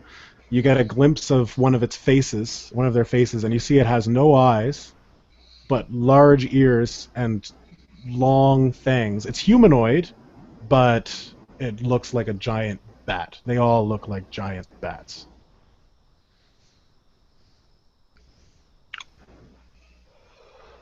Bat zombies. Oh. Oh, now I see. Zombat.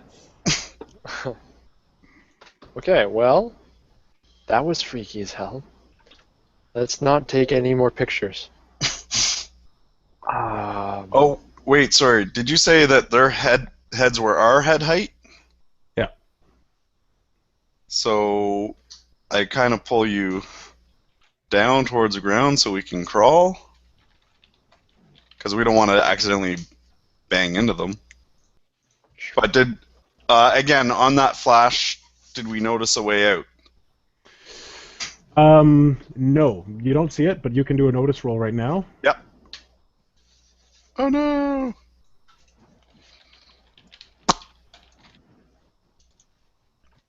So that'd be 4. All right. So you do see very, very faintly the glow of a white light. Well, because that would be our only light. I tell you, I ask you, Hardy, do you see that light? Can you see that? I can. Okay, let's move towards it.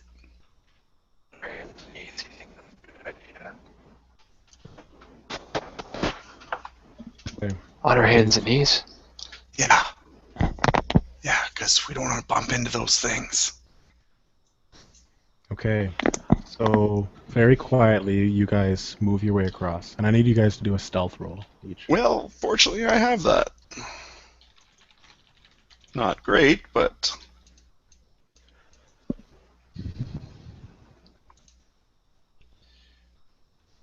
Alright. So I got a 3. Okay. And how did Gary or Greg do? I got a -1. All right. So, did you take the Pogs or the Lego? I took the Pogs. The Pogs. Yes. So as you are moving along, the way it's your bag of Pogs falls on the ground, and you hear just a couple of them, very, very quiet by normal circumstances. But I mean, it's very, very quiet. Except there's no sound, and it amplifies in the large cavern.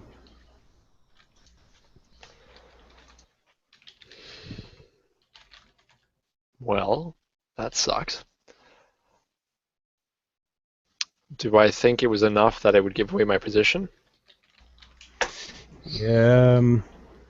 I take a Pog out, and I try to throw it far away from me. All right. So you throw it, and I'm going to give you a fate point to say that you hit a zombie bat that is much closer to you than you want it to go. Okay. I'll take it. All right, you take it? All right. So,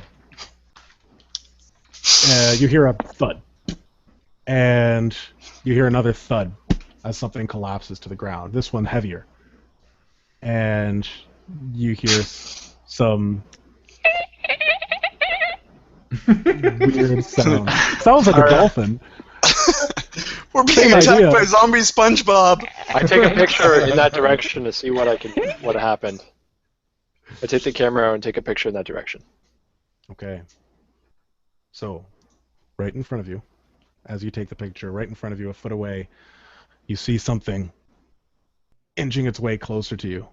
And the camera snaps, and it just keeps on going. It's really close. Okay. Now, is this something I would have noticed as well? Because, I mean, I would have turned towards the... Yep, yeah, if you were looking in that direction, you'd definitely see the thing. Alright. Let me just shoot blindly into the darkness. With what? My gun. Oh, wait, I don't have it. Let me not shoot blindly into the darkness. I realized that... Okay, so how fast was it moving, Justin? Very slowly. Alright, Like it I was start just trying to moving. get its sense, still getting its bearings. Yeah, I move away from it and start crawling. Okay. Slowly And slowly. the sound picks up. Do a stealth roll. 4 pluses. Here we go. Nope. Not 4 pluses. Okay. So that is your...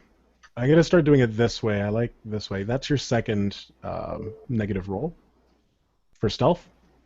I'm going to say that you got 3, okay, in total, before, shit hits the fan.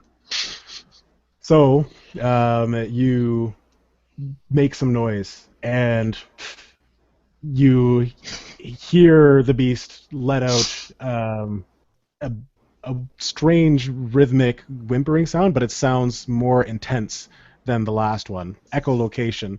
If you watch Magic School Bus, guys, if you guys keep up with that.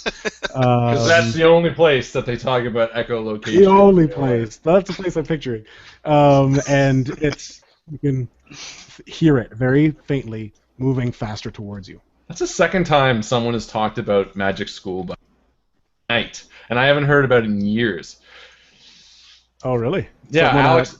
Well, you know what's funny? And sorry, not to go off track, but the video we just posted on the Facebook group of the one we made during the weekend, there's a guy on there who says something like "Get messy, make mistakes, and get messy." That's the slogan for Magic School Bus. I didn't even realize that. That's what she said. She's like, "Get messy, make mistakes." Mistakes.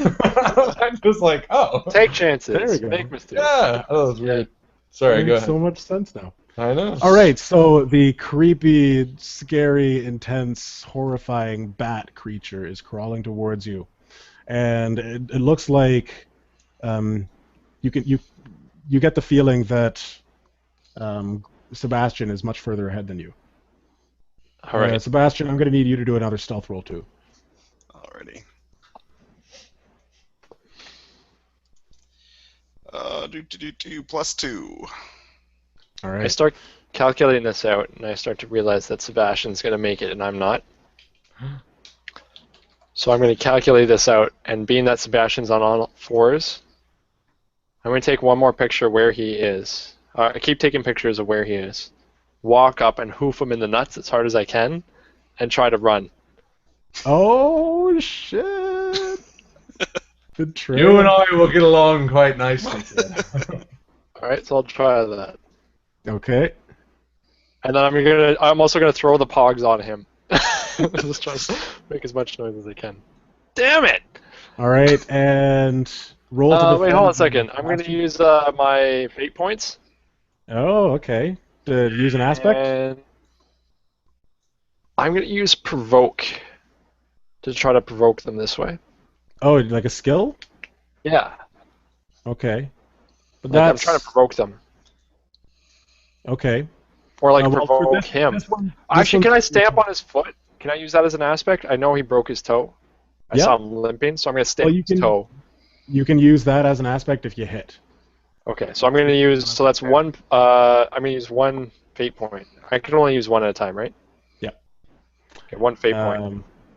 All right, so then, and that's going to be your, what was it, ruthless, did you say, or cold and calculated? Yeah. Aspect? All right. Cold and calculated. All right, so you step up to him, you find out where he is, and I walk up to him, I say, oh, I found you. I thought you were getting ahead of me there. And then I hoof him in the nuts. I run. Okay, so you're not stepping on his foot? No, I do both. All right. With one leg he kicks him in the nuts. The other he no, you know what? I would hold it calculating. I would stamp on his toe because I know. So I'd find him as if I'm like, oh, you're getting away from me. I'm scared you're gonna leave me. And then crush his foot and run. Nice. Now, as he does that though, can I use a fate point to use my high concept of a veteran cop and be like, no, something's not right here. You can. I've walked into way too many ambushes to be like, fall for this crap. So roll your defense. What do I do? Fight or? It would be fight, yeah. But you're going to get a +2 to this roll because of that. So I got a total of... Excellent. So he did catch me by surprise. So I got a negative... Well, actually, it would balance out, because if I use my fight and my aspect, it balances out to 0. Very nice. And then, Greg, what did Greg get? Well, I got, from my point, which is a +2, and my aspect, I think I get a +3. All right. So, Sebastian. Yeah. Just as you realize something might be wrong, his foot stomps down on your toe. Oh, and you take as much damage as he beat your fight roll by. Okay. Which in this case is 3. Okay, so how do... Oh, physical stress. Yes. So what is your physique right now? Ooh, I'm at 3 physical stress, because I was because I was able to heal that one a while back, so this is brand new. All right. So you're okay. So with physical stress, that means that you're so you've still got 2 more slots left for physical stress, but you can't take any more 3s. No, I've only got one for physical stress. If I just took 3. Okay. All right. So you've got 1 left. Yeah. 1 more slot left. All right. So he stomps on his foot, and I'm going to make you roll a willpower or mental roll to see if you cry out in pain. Yeah.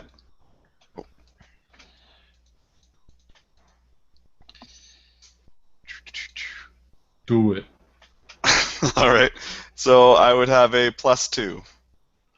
Okay. So you don't cry out. You are okay. You bite your tongue. I'm going to invoke another aspect of vengeful. Oh, okay. Yeah. And as he's trying to run away, I'm using the dog catcher net to hook around his head and pull him back. It was nice. That's good. So now, again, it is going to be difficult because it is dark. Yep. You can hear him. But I know he's moving. going towards the light, though. Yes. So I'm going to say you're going to have to beat a 3. I think that's a great chance. You know where he is. He isn't too far away from you, and there is that small light in the distance that is going to help you out. You might see a silhouette against it. So again, using fight and 2 points. Nice! Oh! +3. Dennis is just watching like, So not only do you succeed, I mean, you succeed with style. Actually, technically, Chris succeeded with style on the last one as well. Okay. Well, doesn't that mean he screams?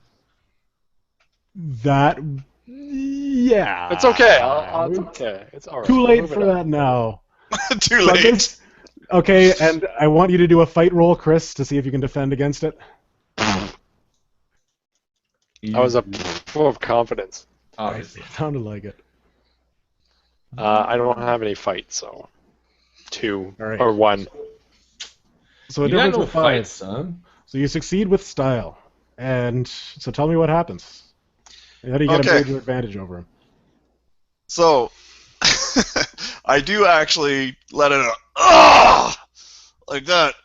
Okay. And I just raise up, grab it as he's running, and I just, luckily, even though it's in the darkness, catch him, and it hooks right around his throat, and I just pull him right back. And I throw it down, and now using my will, I just, like, scream, "Yeah, come get him!" And then I run towards the light. I stay quiet. Shit. All right, so you book it, and after you shouted, you hear screeches from above you and behind you from the one that was crawling on the ground, and you hear the flutter of wings as the room comes alive, and you feel creatures moving towards you. But you're running along, and I am going to make you do an athletics roll because you might not make it. Yep. Everybody fucking dies.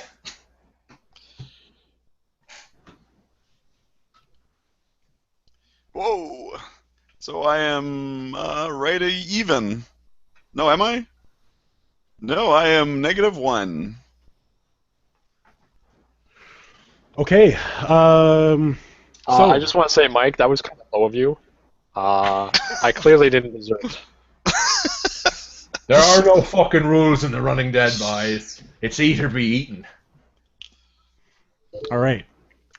So you keep running forward, and you feel something gash at the side of your shoulder, and do a fight roll to see if you're able to not take damage from that. So again, evened out. Evened out. You've got a +1. I've got a +1, yeah. Okay. So you do take damage. All right. And So I am at 4 damage. I'm at my max. You're at your max. Yeah. Now, how many times did you get hit? Because the way it works, because the way the stress works is it's a slot. It doesn't, like, if you get hit 3 times, or if you get hit for 3 points of damage, you just use the 3-point slot. Can I just? Oh, okay, I gotcha. So he took 3 points of damage. Right, so I First time. just check off my 3-point slot. I imagine So- I should take some damage from the choke slam Yes, he by beat you pull. quite a bit there. By Um, 6. By No. 6. I had a 1 Yeah, and I had 7. by 6. So we don't have a slot for 6. What does that mean? Means you dead. Does my head come off? No, when you do like your choice, whether you want to do the like 4, the 3, 2. any combination of 6. You can do a consequence. You get a major consequence. I'll do a 4 and a 2. Does that work? Yep, that works. I'll do 4 and a 2. Do you have a physique of 4? Yep. Or 3? I'm nice. not sure. Yeah, no, I'm not. I have a physique of 2. Oh, God. Okay. So that means you don't have a 4 slot. You've got a 3, a 2, and a 1. So that's a total of 6. Oh, wait a second. Sorry, I've only got a physique of 1. Like that's in my average thing. Okay, alright. So, Wait a second here. Oh, wait a second. If I killed him. I killed him. should have explained it. I'm going to say you guys both have your 1 slot left. He's been dead for an hour. Uh, Dennis Um, Collins showed up to an empty room. All right, you fucking guys. He really is crazy. He's talking to himself. How'd got you one guys slot die left. already? 1 slot left, okay? Maybe we should work together. Okay, but Yeah. it might be too late. Michael, you just got slashed by Yep. something flying at you. You're about 20 meters away from the door. I'm going to use the advantage of him screaming and running off as I'm taking this thing off my throat. Okay. And I'm going to run in a kind of a wider arc, but try to get there as well. All right. So both of you do athletic rolls, and we'll see who gets there. You're trying to beat a 3. I'm actually, I have a memory that I was a ventriloquist and I throw my voice. No. Okay, I'm gonna use a fate point. Is that a thing? Can I do that? Can I just use a fate point? To invoke an aspect, if you can think of something that applies. Resourcefulness. That's Okay. not an You can aspect. throw your pogs. Reckless confidence, cold and calculated. Can I say I am recklessly confident? Is that a positive So I think this will work no matter what, and I'm sprinting like it's nobody's business. Yep, I'll allow that. Well, that's really generous of you. That's such a weird thing to do. It doesn't Now- matter. But you got to give me a. I'm running! I was gonna say, can we use like more than one skill? For example, like I've got will and athletics that are both at 1, right? If I'm Yeah. just like running like imposing sure will to like I've got to beat this guy to give me like a little boost of speed as well as athletics,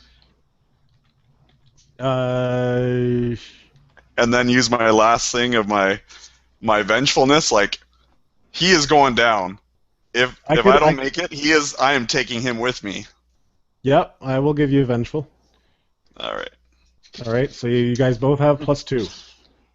Well, I 'cause then end I'll up with use athletics as -1 well. still. So Okay. I'll I'm have not a plus. athletic. I should never be running anywhere. Okay. Yeah. So you get struck at and roll to defend that, and let's see, our friend Sebastian. How do you do? All right, so I end up with a +1. +1. Okay. So you have to defend as well. How did you do, Greg? On the grand scale of things. What am I rolling? Defense? I don't have any defense. -2. Okay. Nope. Nope. You get hit. And I die. You feel the thing pulling at your neck, and you feel yourself lifting off the ground as heavy wings pull you off into the darkness. And Sebastian. Sebastian follows. Okay. Because all I would have is fight, correct? It's fight. Now, one situational aspect with Greg screaming as he's being carried off, and the sound of this bat getting a new victim, it's going to distract the other bats. You do get a +2 to this roll. So what, because of that situational aspect? So that would give me a +1 then. A +1 total? Yeah. All right. So you make it to the door with a cross on it. Oh, thank you for your sacrifice, Hardy. You fucking bastard. And I whip out my penis and I pee on him as I'm flying away. Fuck you! you step through it, and you see. You step through it, and lights blast on, and you see men standing, and there are guns pointed at you. And they say, "We're sorry, Sebastian, but we cannot let you move further." And you see that they are they're robots. They're robots. And sorry, I'm just enjoying the Mycl is the Sean Bean of the RPG world. He always fucking dies. And they say, "You will be put down right now, right now, right now, right now, right now." It's a bomb, right it's a now, bomb. I was going right to say, I'm now, going to run. Right now, right now. And I'm going to use notice to try to see which is the best way to run. All right. And I will end up with a +3 to notice. boom. So, you see, as you're running, you see a grate from the ceiling drop down. Right. And a hand reaches out. And there, on the other end of the hand, Bring it here, you motherfucker! And I reach down, and I grab him, and I pull him up, and I say, I saw what you did to your other friend there. I like your style. And I pull him into the vent. all right. And that's where we're going to end it.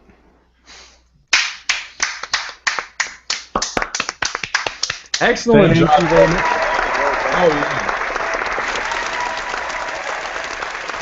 Excellent job, Justin. Fantastic game as always. Unfortunately, I didn't get to see the beginning of it, but I am more than happy to show up halfway through.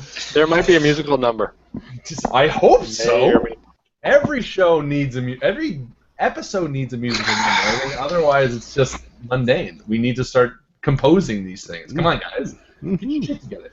No, thank you all so much for watching. Justin, again, a big round of applause to you. Fantastic game. Thank you, everyone, for your participation. Yes. That was awesome.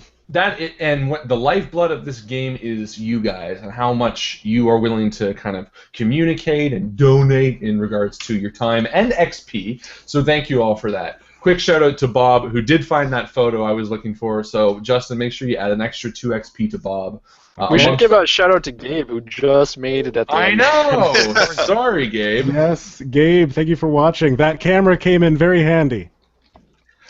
Yes. I don't know what that is, but yeah, I'm sure it is. I don't know what that is, but hey, thanks a lot. But thank you, and it doesn't in any way diminish the appreciation that we have for you guys. Thank you so much. So, I want to do a quick shout out for next week. We are going to be back here for another one-off. We're doing the End of the World, and as I mentioned on our Facebook page, this week's End of the World game is going to be from their new core rule book, which is Wrath of the Gods. So, we are moving past zombies next week. We are seeing if these 3 guys can take on the gods. Which will they be?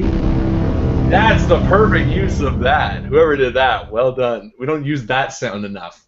So will they be able to take on the gods? Probably not, because they're gods, and It's the end of the world. And it's the end of the world. So that's going to be next week. Please come back for next week. The week after that, we have a lot more really cool content that Mike is going to be putting out, and that's actually for the next 2 weeks. And 3 weeks from today, we are back with Call of Cthulhu, the first of a 10-part series, and we're going to go mad. It's going to be fun. We're going to lose a little bit of sanity. So again, less good. Less good. It was better the first time, but it still worked. So again, thank you so much to Justin. Fantastic game. Thank you to Chris, Mycl, and of course myself, and you guys for watching and being with us every Wednesday. You are fantastic. Did you guys do the MVP this week? Did you do all that stuff? Oh yeah, oh yeah. Good. All right. Then, so long, and as Chris likes to say, See you guys around the table.